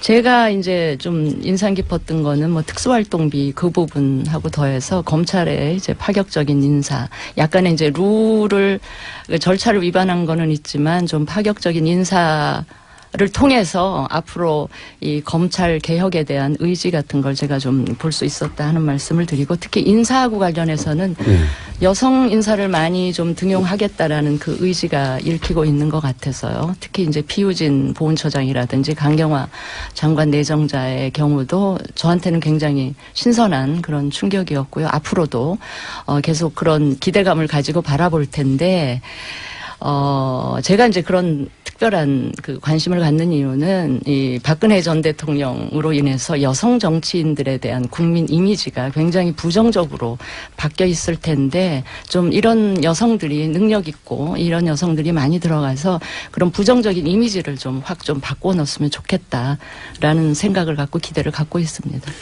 저도 한두 가지만 말씀드릴게요. 한두 가지 이상은 생각 안 나시잖아요. 예, 자유한국당 정의선 의원입니다. 요번 인사 보면서 저도 사실 그 사람을 참 널리 구해쓰고 좀 스토리 있는 사람들을 찾아쓰고 그런 측면에서 굉장히 인상이 깊었어요. 다만 이제 내각 말고 비서진은 옛날로 돌아가는 것 같아요. 비서진은? 옛날 그 노무현 시대 때 사람들로 다시 쓰는 건데, 다만 이제 제가 이제 한마디 말씀드리고 싶은 것은 과거처럼 이렇게 또 성벽을 쌓거나 끼리끼리 이렇게 하는 걸로 이렇게 가면 또 그게 1, 2년 지나다 보면 또 이렇게 성벽이 쌓이니까 그걸 주의해 주시기 바라고, 그 다음에 아까도 제가 말씀드렸듯이 과거 보지 말고 미래로 가자. 뭐 4대강 감사하자, 뭐 또 하자, 이런 것들이 자꾸 과거를 파내는 거란 말이죠. 예, 미래로 갔으면 좋겠다는 말씀 드리고요. 그 다음에 권위주의 시대로 돌아가면 안 됩니다. 근데 지난번 경총이 비정규직 갖고 반대했더니 뭐 대통령이든 뭐 국가기획위원장이든 경총을 그냥 누르잖아요. 그렇게 하지 말고 불러다가 그런 얘기 들어보자. 너 경총 너희 생각은 뭐냐? 노총만 불러서 듣지 말고 그렇게 권위주의 시대로 들어가지고 반발하는 사람에 대해서는 또 끌어다가 또 설득하는 그런 과정을 해줬으면 좋겠다, 이렇게 그거는 말씀드립니다. 저도 동의합니다. 네, 예. 아주 승금주 의원입니다. 왜 칭찬하신다고 그래놓고 이렇게 앞에 했잖아. 욕을 하기 위한 뭐 저는 이렇게 생각합니다. 우리 문재인 대통령께서 어쨌든 뭐 세부적인 사항이야 다 만족시킬 수 없는 거 아니겠습니까? 그렇더라도 새 정부 들어서 국민들한테 어쨌든 희망을 주고 또 상처받은 마음을 달래주는 그런 행보를 계속 보여주시고 있다는 것만으로도 거의 합격점 드려야 된다고 생각합니다. 자, 앞으로 그런 행보 외에 실제 전국 운영 능력을 좀 보여주셔가지고 정말 멋진 정치를 해주시길 바랍니다. 참고로 송구주 의원님은 국회를 빛낸 바른 언어상을 수상하셨어요. 아시겠죠? 아, 그래요? 상도 많이 받았네. 그 4대강 얘기 잠깐만 좀 드리면요. 네, 4대강을, 정의당입니다. 예, 4대강을 이대로 지금 둘 수는 없습니다. 어떤 방식으로든 간에 이걸 복원을 해가지고 하천을 제대로 흐르게 하고 사람들이 물 먹을 때 걱정 안 하고 먹을 수 있도록 하려면 거기에 상당한 또 예산이 다시 추가적으로 들어가야 돼요. 근데 이미 22조나 되는 엄청난 돈을 들여가지고 이 4대강 이렇게 망쳐놨는데 국민들한테 이걸 다시 복원해야 됩니다. 이런 예산이 필요합니다라고. 저하고 시각이 틀리기 때문에. 예, 그런 얘기를 하려면 그 이명박 박근혜 정부의 세 차례 감사를 통해서 수질 악화의 원인이라든가 정부의 이 부당한 개입이 있었다라고 하는 것은 감사원에서 이미 나온 겁니다. 그 전 정권 아래서. 그럴 때 이거를 복원을 하려면 이 예산이 필요한데 그러면 책임을 묻지 않고 또 이 4대강 복원하는데 막대한 예산을 달라 이렇게 설득하기 어려운 거라고 전 봐요. 그렇기 때문에 명확한 진실을 규명해야 그 다음 문제도 또 해결할 수 있다. 이것을 마치 예전에 어떤 논리로 정치 보복의 논리다 이렇게 보실 문제는 아니다라고 생각이 들어요. 제가 말씀. 네. 이거는 나도 얘기해야 될 거. 제가 한 말씀 드릴게요. 4대강은 저희가 따로 마련할게요. 큰 주제라서. 예. 그 경청 관련해서 이건 뭐 약간의 해명입니다만 그 워딩을 보시면 청와대 워딩을 보시면 무조건 잘못했다는 게 아니라 토론으로 풀면 될 일을 왜 무조건 안 된다고부터 하고 나서냐 이렇게 지적을 한 거기 때문에 힘으로 눌렀다 이렇게 보시면 안 되고요. 지금 문재인 정부는 힘으로 뭘 이렇게 누르고 대통령 권위로 이렇게 짓누르고 하는 거는 거의 없습니다. 그러니까 그런 오해는 좀 푸셨으면 좋겠고 잘한 점을 얘기하라고 그러니까 이걸 할까 말까 고민이 많이 되는데 그래도 했다가 육효가 날지 몰라서 어느 정당이라고 제가 말씀 안 드리겠습니다만 한때 40% 넘는 지지율을 가지고 있던 정당이 지금은 지난주 금요일 날 갤럽 어느 조사 정당이라고 보니까 말씀하신다는 게 그게 너무 더 디스 같아요. 예, 자유한국당입니다. 예, 갤럽 조사 보니까 이제 한 자릿수로 떨어졌는데 되게 이제 비도 많이 맞아버리면 그칠 게 없잖아요. 그러니까 지지율이 한 자릿수 되면 사실은 막 이렇게 몰아붙일 수 있는데도 자유한국당이 지금 그러지 않는 것에 대해서는 저는 또 이래저래 의원들 자유한국당 의원을 만나보면 걔는 이제 합리적으로 판단하고 있는 것에 대해서는 저는 좀 잘하고 있다. 갤럽을 안 믿기 때문에. 칭찬하고 있는데 지금. 그래서 그 합리성에 대해서 저는 상당히 좀 기대하고 있다는 말씀드립니다.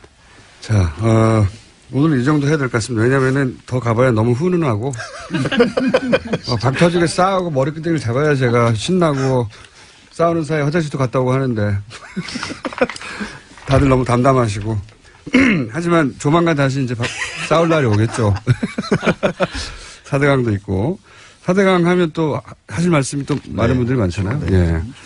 알겠습니다. 이 4대강 해서는 또 편이 다르게 갈리겠죠. 예. 오늘은 여기까지 뉴스공장에서 마련한 사안이 있으면 이분들을 즉각 모셔가지고, 예. 5당 안보회의를 하는 것으로. 자, 더불어민주당의 이철희, 자유한국당의 정유섭, 국민당의 송금주, 바른정당의 진수희, 정의당의 이정미 의원이었습니다. 감사합니다. 고맙습니다. 감사합니다.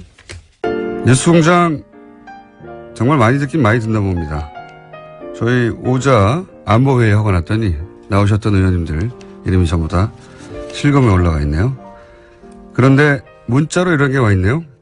이혜원 의원님 말씀 잘하시네요. 네. 진수희 전 의원이었습니다. 네.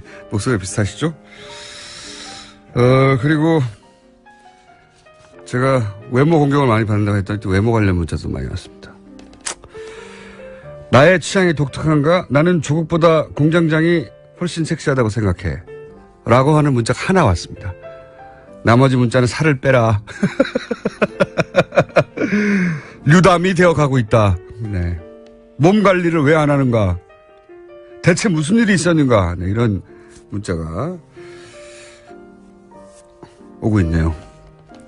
제가 그래서 6월 달부터 뭔가를 좀 해보겠다고, 네, 공개적으로 선언하는 바이고요. 아나벨라 킴이라고, 아이디를 쓰시는 분이 보낸 조국보다 공장장. 저는 이 시각이 굉장히 보편적인 시각이 될 날이 머지 않았다. 네. 자, 그 외에 정우택 의원과 이현주 의원님을 뵙고 싶다는 문자가 뉴스공장에서 뵙고 싶다는 문자가 많네요. 저희가 섭외하겠습니다. 근데 정우택 원내대표는 섭외를 몇 번 했는데 안 오시고 있고요. 네. 이현주 의원님도 인터뷰 할 일 있으면 저희가 하도록 하겠습니다. 네. 저희는 요청은 무한대로 하고 있습니다. 항상 누구에게든. 네. 안 나오는 경우가 있을 뿐. 네. 자, 점점 유담이 되어가고 있다. 와닿네요. 여기까지 하겠습니다. 자, 오늘 좀 시간을 넉넉하게 잡았습니다. 워낙 대선 기간 혹은 그 전에 짧게 말하다 말고 끝내는 시간으로 유명했는데, 외신을 통해서 세계 정치를 접해보는 시간으로 이제 시작했죠. 사단법인 인문결 연구소 소장이자 르몽드 디플로마티크, 르몽드에서 발간하는 굉장히 격조 높은, 우리나라에서도 번역돼서 나오는 르몽드 디플로마티크의 편집위원. 예전엔 편집장이었습니다. 이렇게 길게 소개하는 것도 처음이에요. 시간이 없어서 대충 소개했는데. 임상훈 의원님 나오셨습니다. 안녕하십니까? 네, 안녕하십니까? 네. 너무 기신 거 아니에요? 좀 여유가 있다 보니까 네. 길게 설명해 드렸습니다. 네. 르몽드 디플로마티크. 지난번에 르몽드 기자, 네. 르몽드 특파원, 아시아 특파원 왔을 때, 통역도 해주셨죠. 네. 네. 그 르몽드 기자를 끝난 다음에 다시 만나가지고, 네. 잘 하더냐, 물어봤더니, 굉장히 전문적인 용어를 잘 이해하고 잘 하시더라. 그러나 어처구니 없는 데서 이상한 불어를 쓰는 것도 같았는데, 그거는 그분의 취향인지 유머 감각인지 잘 모르겠다. 그런 일이 있었어요? 네, 그런 얘기를. 네. 하여튼 불어를 잘한다고 하더라고요. 그걸 진작에 얘기하시지 왜. 시간이 남으니까 하시네요? 네. 자, 오늘은 어떤 주제입니까? 선거 전에 우리가 시작을 했었죠. 촛불 혁명으로 새로운 정치를 만들어낸 우리 국민들이 이제는 시민 정치를 이야기를 해야 될 때가 아닌가 이런 생각이 들고요. 네. 그래서 세계에서도 이미 지지난주였었죠. 그 다중 이야기를 하셨습니다만은 이미 그 시민들의 정치에 참여하는 어떤 그런 그 순도라든가 그러니까 형태가 과거와는 다른 이런 형태로 가고 있고 실제로 많은 나라에서 이전에 보지 못했던 그런 시민 정치 실험들을 하고 있거든요. 이제 그런 관련 이야기를 하나씩 전해드리겠다 얘기를 했었는데 대선 관계상 한 번밖에 못했었죠. 네. 그래서 이제 대선도 끝났고 그 이야기를 해보려고 합니다. 그래서 최근에 나오는 그런 문자 폭탄 얘기도 나올 것이고, 네. 그다음에 특정 정치인에 대해서 예전에 이제 비하하는 발언으로 그 지지자를 빠라고 표현했었죠. 네, 그랬죠. 그 표현이 처음 등장한 게 제 기억으로는 노무현 대통령 지지자들을 그랬었죠. 노빠라고 네. 비하하며 공격했던 게 처음이에요. 네네. 그게 대략 이명박 정권 시절에 시작된 표현이기도 한 걸로 제가 기억하는데 그게 이제 빠를 붙여서 여러 가지 표현을 하다가 최근에는 이제 문재인 대통령이 당선되니까 이제 당연히 문빠라는 표현도 등장하게 됐고. 예. 그런데 이게 집단으로 이들이 문자 폭탄을 보내는 것이고 조직적으로 보내는 것이고 여기까지 와 있어요. 네. 네. 그런데 이 문자 폭탄이라고 하는 것도 사실 아까 앞서서 이제 정치인분들 말씀하시는 것 제가 밖에서 잠깐 들었는데 이 표현 자체가 잘못된 건 아닌가 이런 생각이 들어요. 네, 저도 그런 얘기를 뉴스공장에서 이미 했습니다. 문자 폭탄이 아니고. 네. 예, 받는 정치인 입장에서 보면 여러 사람이 한꺼번에 보내는 게 폭탄이지만 보내는 사람은 자기 번호를 노출시키면서 그렇죠. 개별적인 정치적 의사 표현을 하는 거군요. 네. 네. 문자 그 번호가 남겨지는 그런 형태로 이제 보내기 때문에 사전에 보내기 전에 고민을 한다. 아까 그 말씀하셨잖아요. 그런 경험이 저도 있어요. 그러니까는 댓글을 쓸 때 이 댓글이 내 아이디가 노출이 되는 댓글인데 내가 이 말을 쓰면 어떤 이런 고민을 하고 나한테 돌아 불이익은 없을까. 그렇죠. 그런 네. 고민을 하고 댓글을 쓰거든요. 네. 그렇기 때문에 이제 그런 것이 이제 말씀하셨던 게 적절하고 일단 그 폭탄이라는 말 자체가 우리가 이제 부정적이잖아요. 네. 예를 들어서 뭐 세금 폭탄 이런 말은 쓰지만 네. 월급 폭탄 이런 말은 안 쓰잖아요. 월급 많이 받았다고 월급 폭탄 그런 말 안 쓰고 로또 폭탄 이런 말 안 쓰잖아요. 네. 좋은 데는 쓰이지 않고 어쨌든 부정적인 의미로밖에는 쓰이지 않는데 물폭탄 이런 거. 그러니까는 일단 어떤 설명적 가치보다 언어로서 이 가치적인 그런 판단을 하게 되는 어떤 그런 용어가 되는 프레임으로 거죠. 딱 가두는 거죠. 부정적으로. 네. 국회의원들에게 문자를 많이 보내는 것은 폭탄이다라고. 그렇죠. 그래서 선정부 잘못된 겁니다. 이거는 좀 우리가 나눠서 생각을 해야 될 것 같아요. 예를 들어서 국회의원들한테 칭찬하는 문자 폭탄이 갔다. 그것도 싫을까요? 그렇진 않을 거 아니에요. 네. 그러니까 이 욕설이 담긴 어떤 그런 문자, 그 다음에 대량으로 한꺼번에 쏟아져 들어오는 문자, 이거 두 개는 구별해야 됩니다. 그러니까 욕설이 한꺼번에 들어왔다. 그래서 이제 문자 폭탄 이렇게 하는데 욕설은요.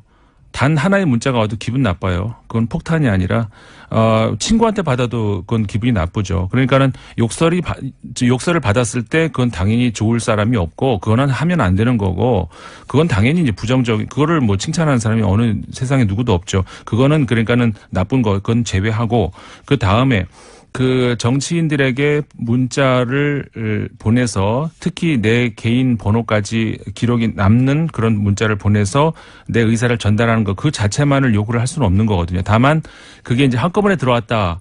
그래서 이제 그 불만이다라고 얘기를 하신다면은 저는요 거꾸로 개인적으로 제 얘기를 잠깐 하면 저는 문자 받는 거라든가 아니면 SNS라든가 이런 거 사용하는 거 굉장히 싫어합니다. 그게 날아오는 거 싫어해요. 근데 뭐 일 때문에 혹은 뭐 인간관계 때문에 어쩔 수 없이 하는 경우가 있지만 선거철만 되면 정치인들이 보내는 그 문자 저는 아주 그냥 죽을 지경이거든요. 그게 문자 폭탄이에요. 네, 그러니까는 그 이야기를 왜 안 하시죠? 그 정치인들 그것도 거꾸로 생각을 하셔야 돼요. 왜 그를 한꺼번에 받기 싫은 그 일반인들한테 문자를 보내시는지. 그리고 선거철만 되면은 밖에서 스피커로 이렇게 스피커 설치한 차량이 돌잖아요. 저는 저한테 굉장히 방해돼요. 일하는데 방해되고 연구하는데 방해되고. 뭐 밤에 안 하니까는 뭐 상관이 없습니다만. 그게 유세 폭탄이에요.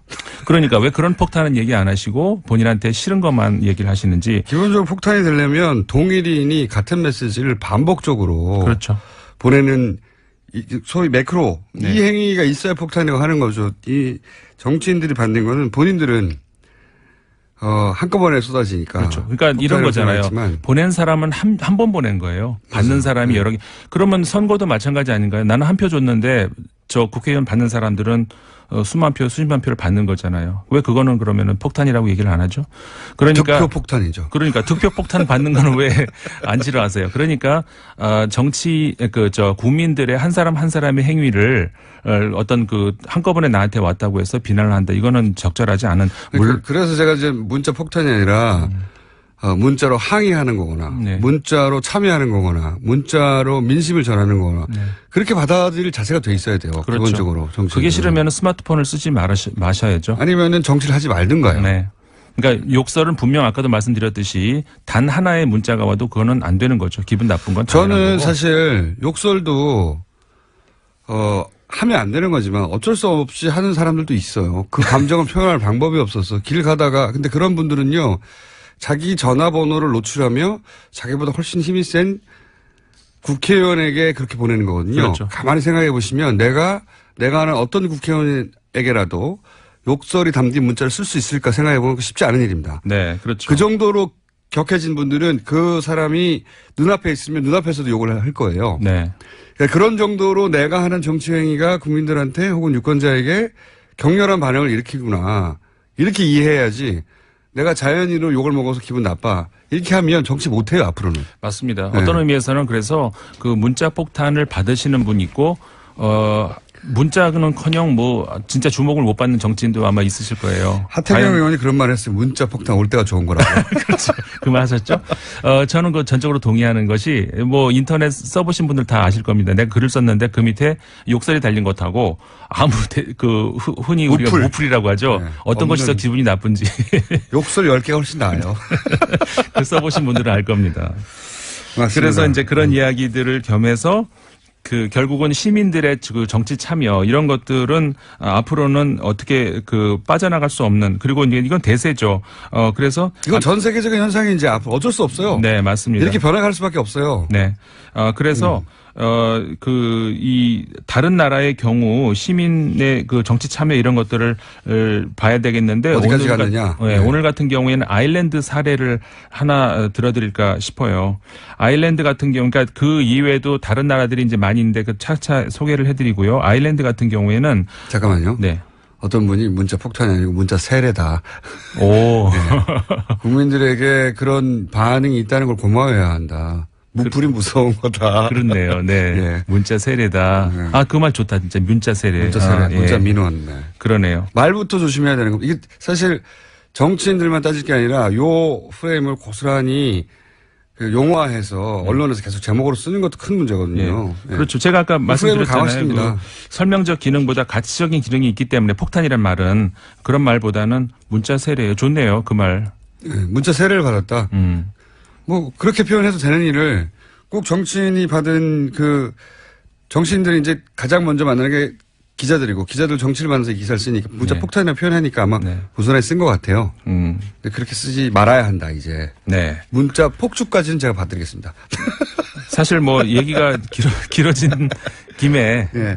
그래서 그 관련해서 예. 관련해서 다른 말씀 하나만 더 드리면은 그래서 용어의 부적절성 아까 얘기 나와서 얘기한 건데 위장 전입 아까 말씀 많이 하시던데요. 그것도 용어 자체가 저는 잘못된 것 같아요. 법률 용어가 그렇게 정해져 있으니 그 외에는 방법이 없는 거죠. 고쳐야 되는 것이 왜냐하면 위장이라는 말 자체가 그렇잖아요. 주소지 불일치 이런 정도면 괜찮은데 위장이라는 말 자체가 그렇잖아요. 그러니까 사실 내가 내 몸이 거하고 있는 곳과 행정상의 그 어떤 그 주소가 일치하지 않는다는 그거 아닙니까? 근데 현대 삶에서 그걸 일치하기가 어렵다는 건 아마 대부분 성인들이면 다 아실 거예요. 그렇죠. 나이가 한 30만 넘어가도 이게 불일치할 때가 어쩔 수 없이 있긴 있어요. 네. 근데 과거에 공직자에 나오는 사람들은 그 불일치는 대부분 숨기고 부동산 취득의 목적으로 했기 그렇죠. 때문에 위장전입이라는 용어가 적합했는데 이제 점점 그렇지 않은 케이스들의 후보들을 만나면서 용어가 부적절하고라는 생각도 있습니다. 맞습니다. 네. 저 같은 경우도 저는 평생 제 돈으로 집을 사보기는커녕 주식 한 번도 사본 적이 없는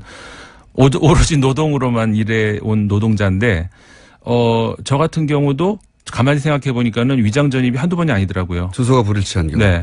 주로 주소가 그러니까 그럼 저 같은 경우는 어떻게 저도 뭐 위장 전입이라고 해야 되나요? 그 용어는 위장 전입밖에 없어요. 주소가 불일치하면. 그러니까요. 지금은. 예. 그 용어 자체가 굉장히 좀 그것도 부정적인 어떤 가치 판단을 그 집어넣는 그런 용어이기 때문에 그것도 좀 고쳐야 되는 거 아닌가. 실거주지와 그 주민등록상의 주소지가 불일치할 경우에 뭐라고 부를 것인지 그리고 그게 아니라 실제 범죄적인 경우는 뭐라고 부를 것인지 그렇죠. 이번 기회에 그런 거 만들고 정비하는 것도 필요한 것 같긴 맞습니다. 합니다. 그 용어 자체가 굉장히 중요하죠. 왜냐하면은 제가 알기로는 거의 전 국민 그러니까 성인이 된 한 40, 50대 이상의 전 국민 중에 한두 번 정도는 가족 내에 이런 경우가 의도치 않더라도 있게 되거든요. 그럼요. 실제로. 저도 생각해 보니까 위장 전입이라고 왜냐하면 주소지 신고를 좀 늦게 한다든가 14일 이내 아니면 그러면 위장 전입이에요. 그렇죠. 저도 지금 그 주소지가 부모님하고 같이 돼 있는데 그 직장에 제 일하는 연구소하고 이제 방송국하고의 거리 관계상 이 근처에서 가까운 곳에서 우편물을 받고 있거든요. 그러니까는 그런 경우엔 또 결국 위장 전입이 되는 거잖아요. 또 이런 고민을 한 적은 없죠 과거에는. 근데 이제 그게 필요하구나 하는 생각을 처음으로 하게 된 겁니다. 정비가 필요하지 않는가 이런 생각이 듭니다. 자, 그렇지만 요걸 가지고 정치적으로 공격하기는 좋죠. 단어가 위장 전입이니까. 그렇죠. 그래서 이제 용어부터 정리를 해야 되는 것 아닌가 이런 생각이 들기는 하고요. 실제 위장 전입 그러니까 사익을 목적으로 한 그러니까 현행법 위반의 위장 전입도 많이 있을 거예요. 그렇죠. 그건 걸러내야죠. 다. 네, 그렇죠. 당연히 그건 걸러내야 되겠죠. 전입 신고 지연도 있습니다. 어쨌든 전입신고 지역만 있는 건 아니거든요. 네. 여기는 많은 케이스가 짬뽕돼 있기 때문에 용어 얘기다 보니까 너무 길어져 버렸네요. 주제로 들어갈 수 있을까요, 오늘? 2분 남았습니다. 한번 해보세요. 알겠습니다. 그 2분, 오늘 시간 길었는데도 결국 있게 되는데. 잡담을 하면 길어져. 그래서 그 아일랜드 경우를 말씀을 아일랜드? 드리자면은 그 헌법을 고치는 데 있어서 그리고 물론 다른 법도 마찬가지고 시민들이 직접 참여를 합니다. 이런 나라가 아일랜드만 있는 건 아니고 많이 있는데 투표라는 최종 행위뿐만 아니라 그 전에 그렇죠. 그 전에 헌법을 고칠 때도 그렇죠. 그 의원들이 법을 만들어서 그것을 이제 묻는 어떤 그거를 동의를 한다 그런 행위가 아니고 공청회 수준이 아니라 그렇죠. 공청회 수준이 아닌 거죠. 이미 그 전에 그 시민들이 그러니까 총 100명으로 구성이 되는데요. 지금 현재 1년 동안에 작년부터 지금 그 기간 안에 있어요. 한 명이 이제 그 의장이 되고 99명을 그러니까 뽑는 거죠. 일반 국민에서. 네, 무작위예요. 무작위로 뽑아가지고 물론 이제 그 사전에 이게 가능한 사람인가 시간적으로 가능한지 아니면 어떤 병이라든가 참석할 수 있는지 이런 것들을 한 다음에 여기서 이제 우리가 문제가 될 수 있을 거라고 생각하는 게 이거죠. 전문성이 없는 거 아니야? 이런 생각할 수 있잖아요. 근데 이미 이 아일랜드에서 실험을 해봤고 남았습니다. 예, 많은 경우에도 전문성이 문제가 되지 않는다 이런 이야기는 이미 이제 지금 그럼 좋습니다. 요 주제를 다음 주에 다시 다음에 하는데 꼭 예, 다시 말씀을 핵심 드리겠습니다. 뭐냐면 이겁니다. 문자를 보내는 정도가 아니라 헌법을 만드는데 네. 직접 참여하는 수준까지 가 있다. 그렇죠. 이거를 문자 정도 문자 가지고 갖고 얘기할 때가 아니라 단계가 아니다. 이런 지금. 얘기죠. 예. 여기까지 하겠습니다. 임상훈 의원이었습니다. 감사합니다. 네, 감사합니다. 저는 김어준이었습니다. 내일 뵙겠습니다. 안녕. 그렇죠. 이건 개별 사건에 대해서 여러 사람이 계속해서 압박했다. 이런 내용입니다. 그리고 나서 압박을 당했던 왜냐하면 결국은 황교안 당시 법무부 장관 더 거슬러 올라와서는 박근혜 정부의 뜻을 거스리고 일선지검에서 이걸 적용을 했거든요. 예, 그렇죠. 법무상 과실치사로 적용을 해버렸더니 무슨 일이 벌어졌느냐. 사람들이 좌천되지 않았나요? 네, 인사보복을 당했습니다. 인사보복 당했다는 이야기는 과거에도 전해드린 적이 있는데 더 구체적으로 그 외의 사람들도 어떻게 됐는지가 이번 보도에 나와 있는데 변찬우 광주지검장이 좌천됐다라는 이야기는 과거에도 전해드렸는데 이분은 아예 검사 옷을 벗었죠. 예, 그렇습니다. 뿐만 아니라 당시 그 해에 옷을 벗었어요. 예. 그 다음 해입니다. 다음인가요? 예. 2015년에요. 잘못했군요, 제가. 예. 네, 그 다음입니다. 그리고요. 예, 뿐만 아니라 이두식 광주지검 차장도 서울고검으로 밀려났다가 검찰을 떠났다라고 하고요. 떠났고. 예. 조은석 형사부장도 결국은 좌천됐다라고 합니다. 그리고 뭐 전보됐다가 어디로 밀려났다 이런 얘기가 이제 떠돌기만 하다가 구체적 이름과 보직이 이제 나오기 시작한 이 사안은 다시 수사해야 되겠네요. 네. 알겠습니다. 다음 뉴스는요? 네, 박근혜 전 대통령이 탄핵안 가결로 직무정지된 상태에서도 청와대가 특수활동비를 올해에만 35억 원 썼다라는 보도가 나왔습니다. 계속 뉴스가 나오는데. 네. 그런데 예산을 관리하는 박근혜 정부의 총무비서관이 이 돈을 박 전 대통령이 쓴 게 아니다라고 밝혔는데요. 황교안 권한대행과 비서실장 이하 직원들이 썼다라는 겁니다. 그러자 총리실에서 반발했는데 황 대행이 쓴 일은 없다라고 주장하고 있습니다. 그러니까 수십억 원의 돈이 나갔는데 썼다는 사람은 없는 상황입니다. 그 이제 또 다른 갈래의 뉴스는 뭐 청와대에 일하는 직원들에게 일종의 보너스 형식으로 덤으로 얹어줬다는 얘기도 나오고 있는데 무슨 생각이 드냐면 일단 총리실에 썼다 아니다 이런 뉴스가 있는 걸로 보아 특수활동비는 실제로 뭐 관련 서류를 제대로 다 남기지 않으니까요. 영수증 없이 쓸 수 있는 돈이죠. 네. 근데 이제 이 돈을 누가 썼다고 해야 할까? 그래야 탈이 안 날까? 그런 고심의 흔적이 있어요. 총리실에서 썼다라고 저쪽에서는 아니라고 하고 아니라고 하는 뉴스가 맞을 것 같아요. 왜냐하면 총리실에 있는 특수활동비를 쓰지 왜 청와대 걸 땡겨 쓰겠습니까? 예. 그러니까 이런 뉴스는 뭐랄까요? 누가 썼다고 하지? 이런 고심의 흔적이 보인다. 총무비서관은 이제 격리 역할을 하는 거거든요. 살림을 사는 거죠. 자기가 직접 집행을 하는 건 아니에요. 그러니까 이걸 집행한 쪽은 누구냐. 제가 알기로는 이 돈은 민정이 장악한다고 저는 알고 있는데 다 쓴다는 게 아니라 그래서 민정 쪽에서 조사를 제대로 해야 되지 않을까. 그리고 이제 당시 분위기를 다시 되돌려 생각해 보면 헌재 판결을 본인들이 이기고 대통령 복귀할 거라고 믿어 의심치 않았던 게 청와대 내부 분위기라고 뉴스가 많이 나왔잖아요. 저희도 그런 징후들을 얘기했었고. 그러면 그때로 돌아가서 그때 기준으로 가장 긴급한 게 뭐냐. 그때 기준으로 가장 긴급하고 중대한 거는 헌재 판결을 이기기 위한 모든 활동이란 말이죠. 특수활동비가 예를 들어서 소위 태극기 집회나 가짜뉴스 이런 활동과 어차피 아무도 모르게 집행할 수 있는 자금인데 이런 활동과 관련된 곳에 단 한 푼도 쓰이지 않았을까? 어차피 이길 헌재 판결인데 당시 청와대 내부 분위기로는 그런 가능성을 배제할 수 있나? 예. 저는 개인적으로 그런 의구심이 드는데 과연 문재인 정부가 문서도 남지 않은 자금을 그런 조사를 지금 이 시점에 박하게 할 수 있을까? 뭐 그런 생각도 동시에 듭니다. 여간 찜찜한 뉴스로 남지 않겠는가? 네.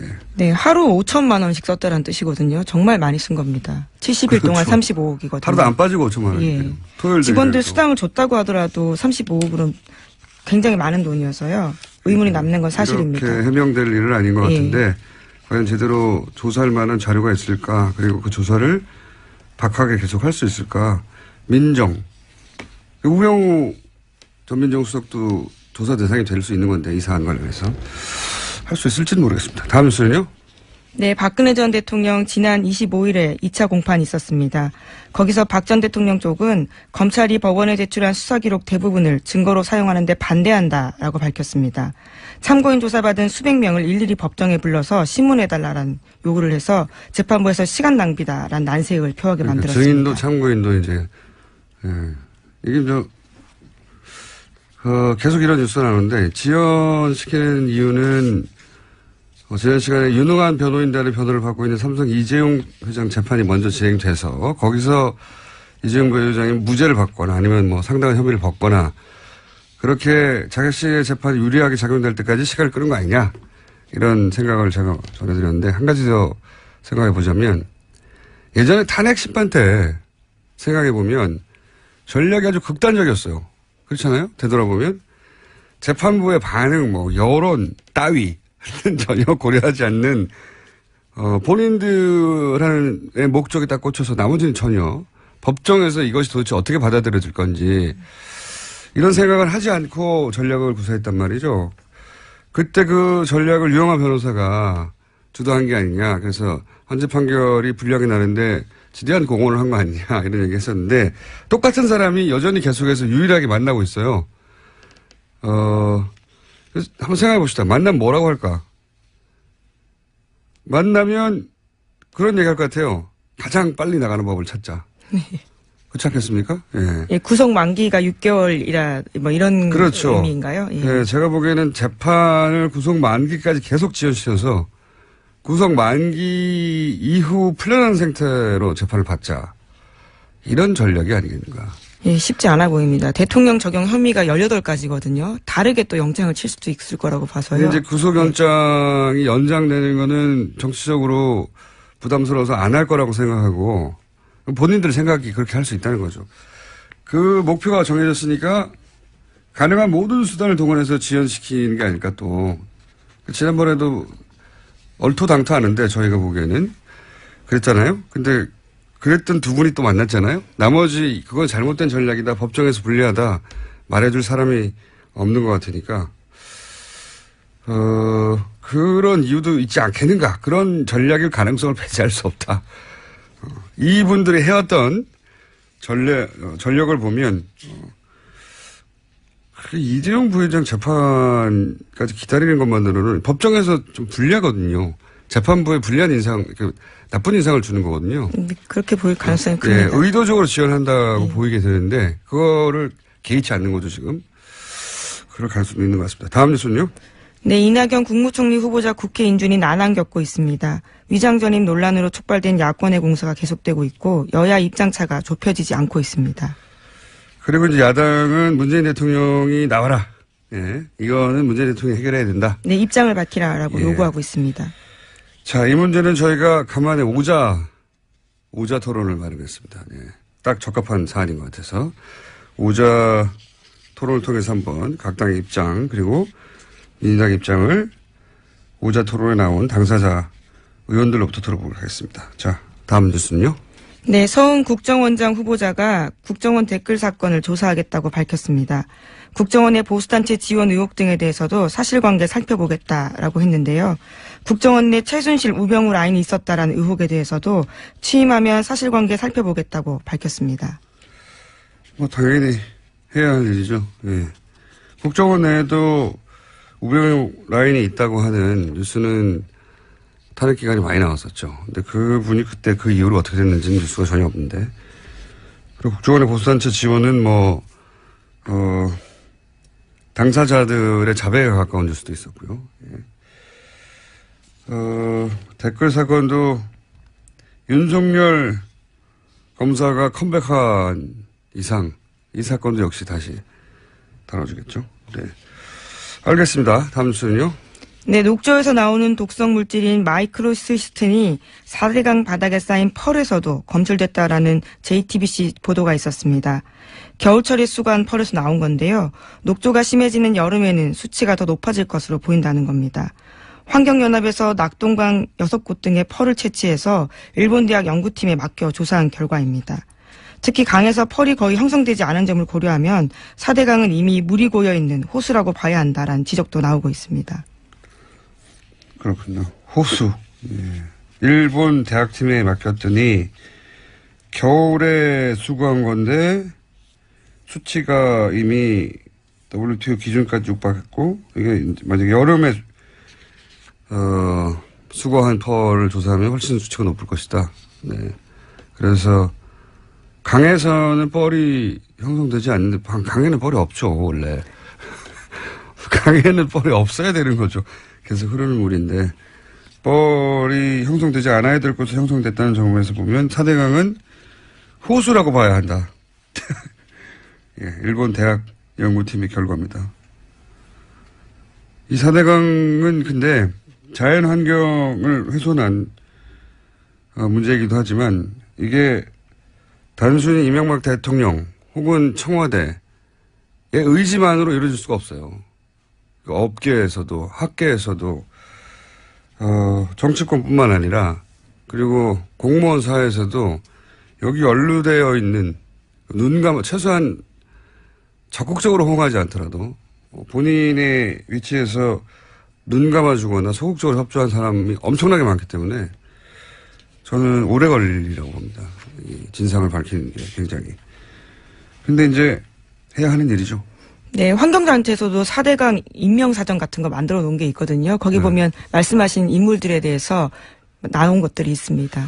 근데 그건 이제 그 밖에서 바라봤을 때 책임 소재고 실제 이제 문재인 정부가 감사를 통해서 내부 감사를 통해서 밝혀질 일들은 그보다 더 클 수도 있고 또 밖에서 보기에는 이 사람이 책임자였는데 알고 봤더니 훨씬 더 중요한 인물이 있었을 수도 그렇죠. 있고 그렇게 밝혀져 가겠죠. 근데 인물 중심으로 갈 수는 없지만 인물을 다 배제하고 갈 수도 없는 큰 사건이다. 예.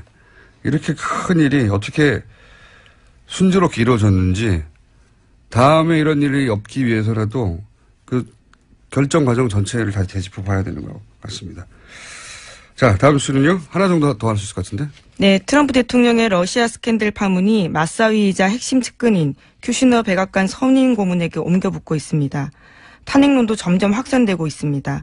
미국 워킹턴 포스트는 제러드 큐시너가 지난해 12월 달에 뉴욕 트럼프 타워에서 주미 러시아 대사를 만나 정부 간 비밀 대화 채널을 구축하자라고 제안했다고 보도했습니다.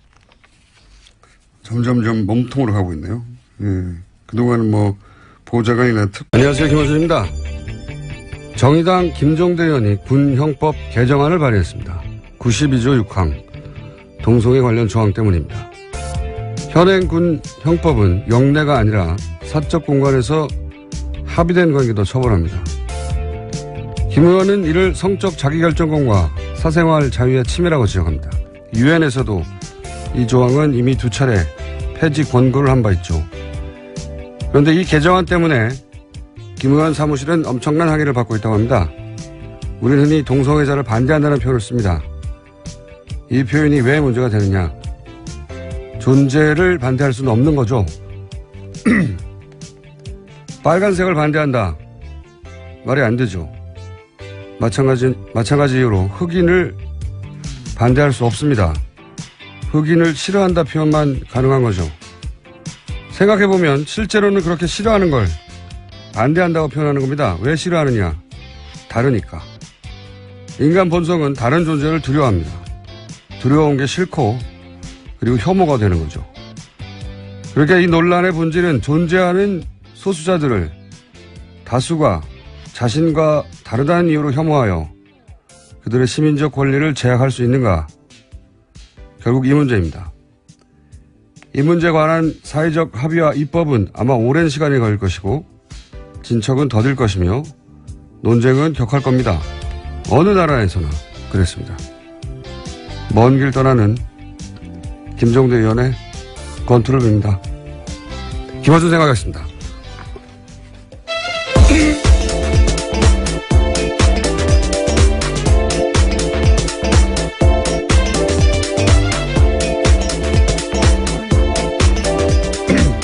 목이 계속 잠기네요. 네. 시사인의 김은지입니다.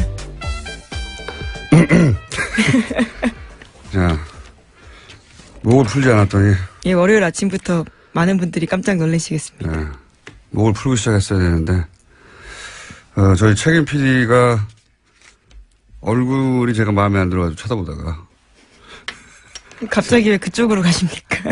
그러니까요. 그냥 생기기 마음에 안 들어요. 자, 첫 뉴스는요. 네, 북한이 오늘 새벽 탄도미사일로 추정되는 발사체를 발사했습니다. 합동참모본부에서 밝히길 북한은 오늘 오전 5시 39분 강원도 원산 일대에서 동쪽 방향으로 불상의 발사체를 발사했다라고 밝혔습니다. 이어서 대통령이 관련 상황을에게 즉시 보고했고 오늘 오전 7시 반에 NSC 상임위 개최하겠다라고 알렸습니다. 6월 말로 예정된 걸 알려진 이 한미 정상회담. 그 전에 제가 보기에는 앞으로 더 쏠 것 같아요. 예. 최근에 중국과의 관계도 이제 북한이 안 좋은데, 한중 관계가 이제 사드 이전으로 정상화되면 더욱 북한 입장에서는 압력을 받을 테니까 그런 목적도 있는 것 같고, 그 전에 그래서 계속 존재감을 드러내는 이런 미사일 발사가 있지 않겠는가. 속 보니까 여기까지밖에 전달해 드릴 내용이 없고, 좀 구체적인 내용이 나오면 내일 또 다루기로 하고, 다음 뉴스는요? 네, 황교안 전 총리가 세월호 수사에서 외압을 했다라는 구체적으로 관련된 내용들이 드러났는데요. 한겨레 신문이 오늘 아침에 보도했습니다. 황교안 전 총리가 법무부 장관이던 2014년 세월호 사건 수사 과정에서 해경 1, 2, 3정장에 대한 업무상 과실치사 혐의 적용을 막지 못했다는 이유로 당시 변찬욱 광주지검장을 크게 질책했다라는 건데요. 또 김주현 당시 법무부 검찰국장도 업무상 과실치사 적용을 놓고 광주지검 수사팀을 지휘하던 조은석 대검찰청 형사부장과 여러 차례 언성을 높이면서 충돌했다라는 겁니다. 이 뉴스는 이제 몇 차례 저희도 전달해 드렸는데 이번에 이제 구체적인 이름, 직책들이 이제 등장을 하네요. 예, 네. 특정되기 시작한 겁니다. 그 내용은 간단하거든요. 해경 1, 2, 3정, 그러니까 세월호 침몰 당시 가장 먼저 도착했던, 그런데 이제 탈출 방송을 했다고 처음엔 거짓말 했다가 나중에 알고 보니 안 했던 그 해경 1, 2, 3정에 대해서 업무상 과실치사 혐의를 광주지검에서는 적용하려고 했는데, 근데 그걸 박근혜 정부에서는 막았다는 거죠. 네, 계속 윗선에서 방해했다라는 겁니다. 왜냐하면 이제 업무상 과실치사가 되면 정부 책임이 되니까, 당시 박근혜 정부는 이게 단순한 해상 교통사고다. 교통사고인데 무슨 정부 책임이 있느냐라고 프레임을 짰는데, 그게 아니라 해경이 업무상의 과실치사를 했다라고 하면 이제 정부 책임이 되기 시작하는 거죠. 이걸 네. 끝까지 막으려고 했고, 그 정황이 이제 구체적으로 누가 어떻게 방해했는지가 네. 이름까지 계속 나오는 겁니다. 나오기 시작한 거네요. 이게 몇 번 다뤄졌었어요. 그러니까 특검 때는 여기까지 가지를 못했고, 당시 포커스가 이제 대통령과 이재용 부회장의 뇌물죄였기 때문에 영향이 거기 총 집중됐었고, 이게 이제 특수본, 그 이후 이어받은 특수본 때도 이 문제를 들여다본다고 했지만 실제로 황교안 총리나 수사를 안 했죠. 네, 핵심 당사자 부르지 않고 수사 마무리했습니다. 네. 그럴 수밖에 없었을 것 같아요. 왜냐하면 당시 대행 체제였으니까요. 대행 체제였고 예. 여권 넘버원의 주자, 잠재적인 주자로 벽에 뒀었고 부담이 됐었겠죠. 여하간 특수본에서도 특검에서도 이 부분은 제대로 수사를 안 했는데 이 사안을 오래 추적했던 한겨레에서 이제 일종의 뭐랄까요 추가 특종이 나오는 거죠. 네, 그래서 검찰청법 위반일 수 있다라는 지적을 하고 있습니다. 검찰청법 위반이라는 건 원래 이제 구체적 사건에 대해서는 법무부 장관이 검찰총장만 지휘 감독할 수. 결코 아니고요. 아마 여당도 그럴 생각은 아닌 것 같아서 이제 다행인데 네. 이게 그냥 좋은 게 좋다고 덮고 갈 문제가 아닌 것이 이 인사청문이 이번 한 번으로 끝나는 일이면 뭐 그럴 수도 있겠어요. 근데 앞으로 임기 5년 동안 수없이 많은 인사청문을 할 텐데 그때마다 이 기준을 명확하게 구체적인 기준을 설정을 안 하고 가면 그때마다 이런 문제가 나타날 것이기 때문에 보는 국민들은 굉장히 짜증나고요. 그 당하는 정부나 청와대나 여당 입장에서도 굉장히 피곤할 일이다 이렇게 생각을 해서 차제 물론 이제 이 조각이나 총리 인준이 조금 며칠 더 걸리더라도 이걸 좀 구체적인 기준 그러니까 적용할 수 있는 아주 이 기준을 좀 분명히 구체화해 놓고 가는 게 서로에게 좋겠다 이런 생각을 하고요. 저는 개인적으로 이 대통령께서 후보 시절에 이 5가지 기준을 너무나 구체적이고 분명하고 단호하게 이야기를 하시는 걸 보고 저 개인적으로 좀 불안했어요. 저거 지키기 굉장히 힘들 텐데. 해보신 그다음에 분으로서. 예. 장관도 해보신 분으로서. 다른 공약하고는 달리 이거는 취임하자마자 그렇죠. 나타나는 일이기 때문에 저렇게 해서는 안 될 텐데 내심 불안했는데 이제 그게 현실로 예를 들어서 닥쳤습니다. 위장전입 같은 경우에요. 용어가 네, 굉장히 무섭긴 한데. 예. 그러니까 제가 이제 다행히 예. 국정기획위원회에서도 그렇고 여당 입장에서도 좀 더 구체적인 기준을 마련하겠다고 나오니까 그건 다행이고요. 네. 그거를 해야지 안 그러면 그렇죠. 지금 뭐 이 정부는 다를 줄 알았는데 막상 굉장히 신선하고 굉장히 여성도 많이 예. 등용하고 그래서 국민들이 박수 치는데 뚜껑 열어보니까 이런 상황이라서 다들 네. 이제 실망이 됐을 텐데 조금 예컨대 위장전입의 경우는 부동산 투기 목적 이외에 다른 네. 거는 좀 용인해 이렇게 주자든지. 풀어주는 네. 거라든지 국정 문제도 아들의 경우 병역 기피의 의도가 있지 않은 경우는 조금 풀어준다든지 이런 기준을 좀 구체화하는 게 필요하고요. 지금 대통령 사과가 꼭 필요하냐 안 하냐 이 문제는 이게 지금 후보에서 대통령이 되신 지 정말 얼마 안 되셨잖아요. 그러니까 국민들 기억 속에 그 약속한 게 너무나 분명하고 우리 흔히 하는 얘기로 잉크도 안 마른 뭐 이런 거기 때문에 대통령께서 꼭 사과가 아니라 조금 당신이 직접 인선도 나와서 발표하신 것처럼 한 번은 나오셔가지고 입장 이야기하시고 이렇게 하겠다라는 이야기를 해주시는 게 좋겠고요. 야당이 이렇게 지금 이야기를 하는 거를 여당 입장에서 그냥 반대를 위한 반대, 뭐 발목 잡고 흠집낸다 이렇게 하실 일은 아니고 정말 여당이랑 협치를 위한 시작, 출발점으로서 이걸 좀 분명히 해놓고 가자 이런 취지로 문제 제기한다는 걸 좀 이해하시고 좀 그렇게 잘 풀어나갔으면 좋겠어요. 네. 방금 내는 이철이 의원이 고개를 푹 숙이고 제 말이 뭐 구구절절 맞으니까 그렇죠. 진수 의원 잘하시네요. 굉장히 잘하세요. 네. 굉장히 잘하셔서 저희가 다른 멤버들은 계속 바뀌는데 진수 의원님이 계속 나오시고요. 러블리진. 예. 아니, 바른정당에 사람들이 좀 없어서 그렇습니다. 정유섭 의원님은 하는 거 봐서 계속 나올 텐데. 근데 이건 또 있긴 있지 않습니까? 초반에 말씀하신 대로 대통령의 인선이니 대통령이 초반에 나와서 설명해야 된다는 요구도 일리 있지만 한편으로는 대통령까지 굳이 나오지 않아도 되는 사안인데 정권 초반인데 이렇게 기선을 좀 제압하려는 대통령이 워낙 잘 나가니까 요새 인기가 그런 목적도 야당에는 마음 한구석에 있지 않습니까? 근데요 이게 너무 또 잘 나가다 보면 높은 지지율에 취해가지고 부담. 이게 최근에 왜 그 일부러 좀 떨어뜨려 주시려고? 아니. 약간 그게 취하다 보면 이렇게 법이나 정해져 있는 룰도 자꾸 뛰어도 된다라는 유혹에 착각을 할까봐 빠지고 그렇게 되면 실수가 나올 수도 있고 최근에 왜 저기 검찰 뭐죠 서울중앙지검장 임명하는 네네. 과정에도 약간 문제 제기가 있었잖아요. 그런 식 뭐 4대강 정책감사 지시하는 것도 이 프로토콜에서 좀 어긋나는 이런 문제들이 너무 발생할 높아서. 수가 있기 때문에 네. 제가 정신 차리라고. 유시민 전 장관이 방송에서 조금 이렇게 미리 그 워닝이라고 보기엔 그런데 충고를 좀 하셨던데 그거랑 같은 맥락에서 제가 드리는 말씀입니다. 그러면 여당으로 가셔야 될 분인 것 같은데요.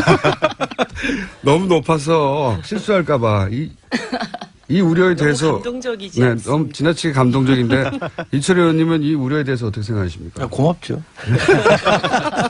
이 코너는 다음 시간에 폐지될 것 같습니다. 대통령이 꼭 나와야 된다에 대해서는 어떻게 생각하세요?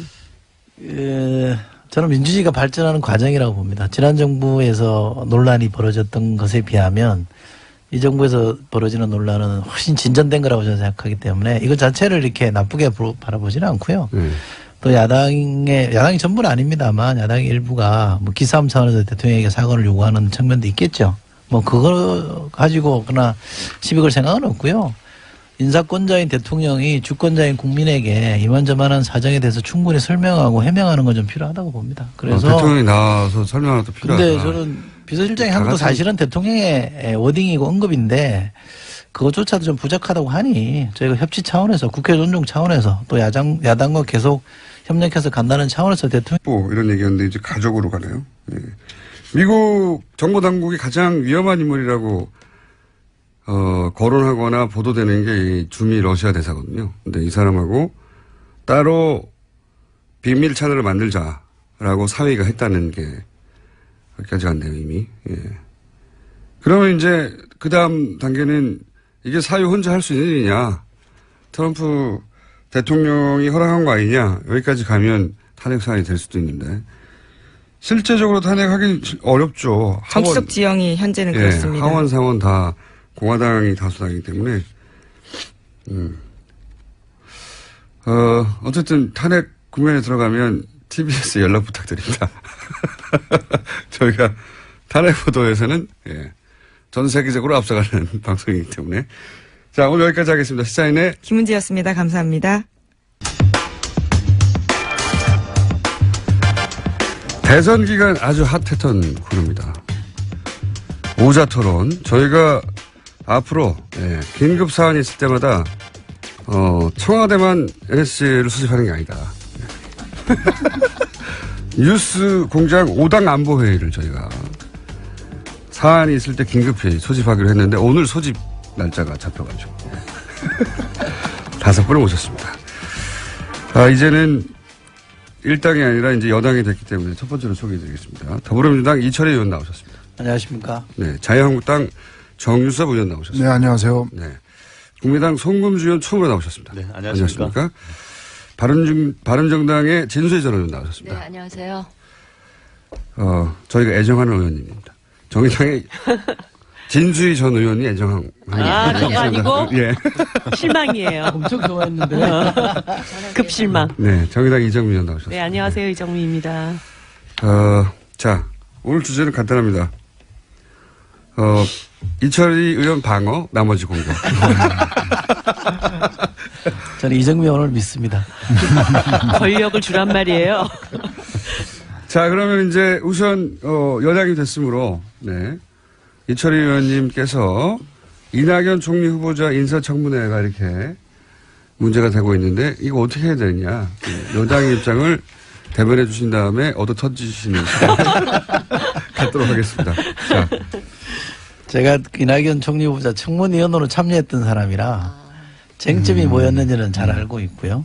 또 이게 과연 이제 그야말로 낙마시킬 사유냐 아니냐에 대해서는 뭐 제가 그 야당 청문위원들하고도 얘기를 해봤는데 그를 사유로 보시는 분들은 없는 것 같아요. 그러나 전체적으로 대통령이 공약한 사항에 대해서 가장 중요한 첫 번째 인사부터 못 지킨 거에 대해서 문제제기하는 거기 때문에 청와대도 그 점에 대해서는 솔직히 인정을 했고요. 또 임종석 비서실장이 해명성 사과를 했기 때문에 저는 약간의 시간만 좀 지체될 뿐 크게 보면 협치의 틀은 저는 유지될 거라고 봐서 청와대나 저희 여당이 적극적으로 야당을 설득하고 또 인사청문회 기준이라 그럴까요? 인사 기준에 대해서 협의를 해 나간다면 원만하게 풀리지 않을까 싶습니다. 자, 이렇게 낮은 자세로 목소리마저 약간 비굴하고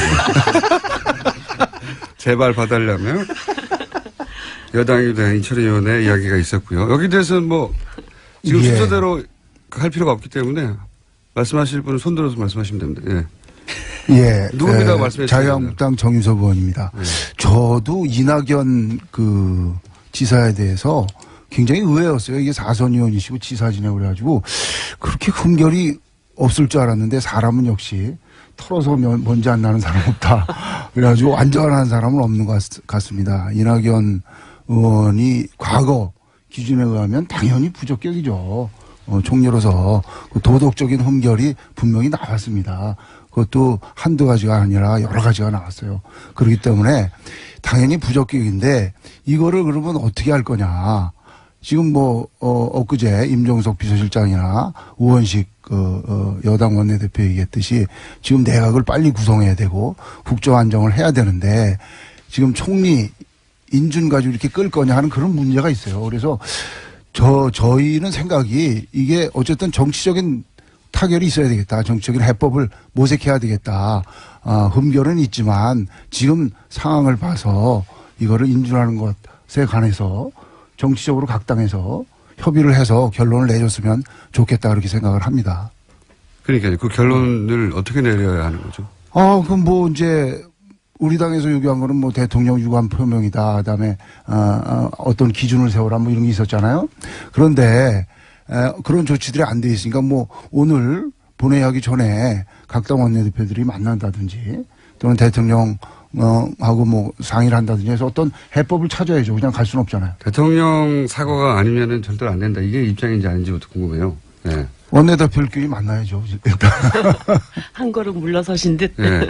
이게 빨리 굉장히 없애버려. 합리적이신데요. 네. 굉장히 합리적이시고 지나치게 합리적이어서 재미가 없으시고. 왜 그랬어요 오늘?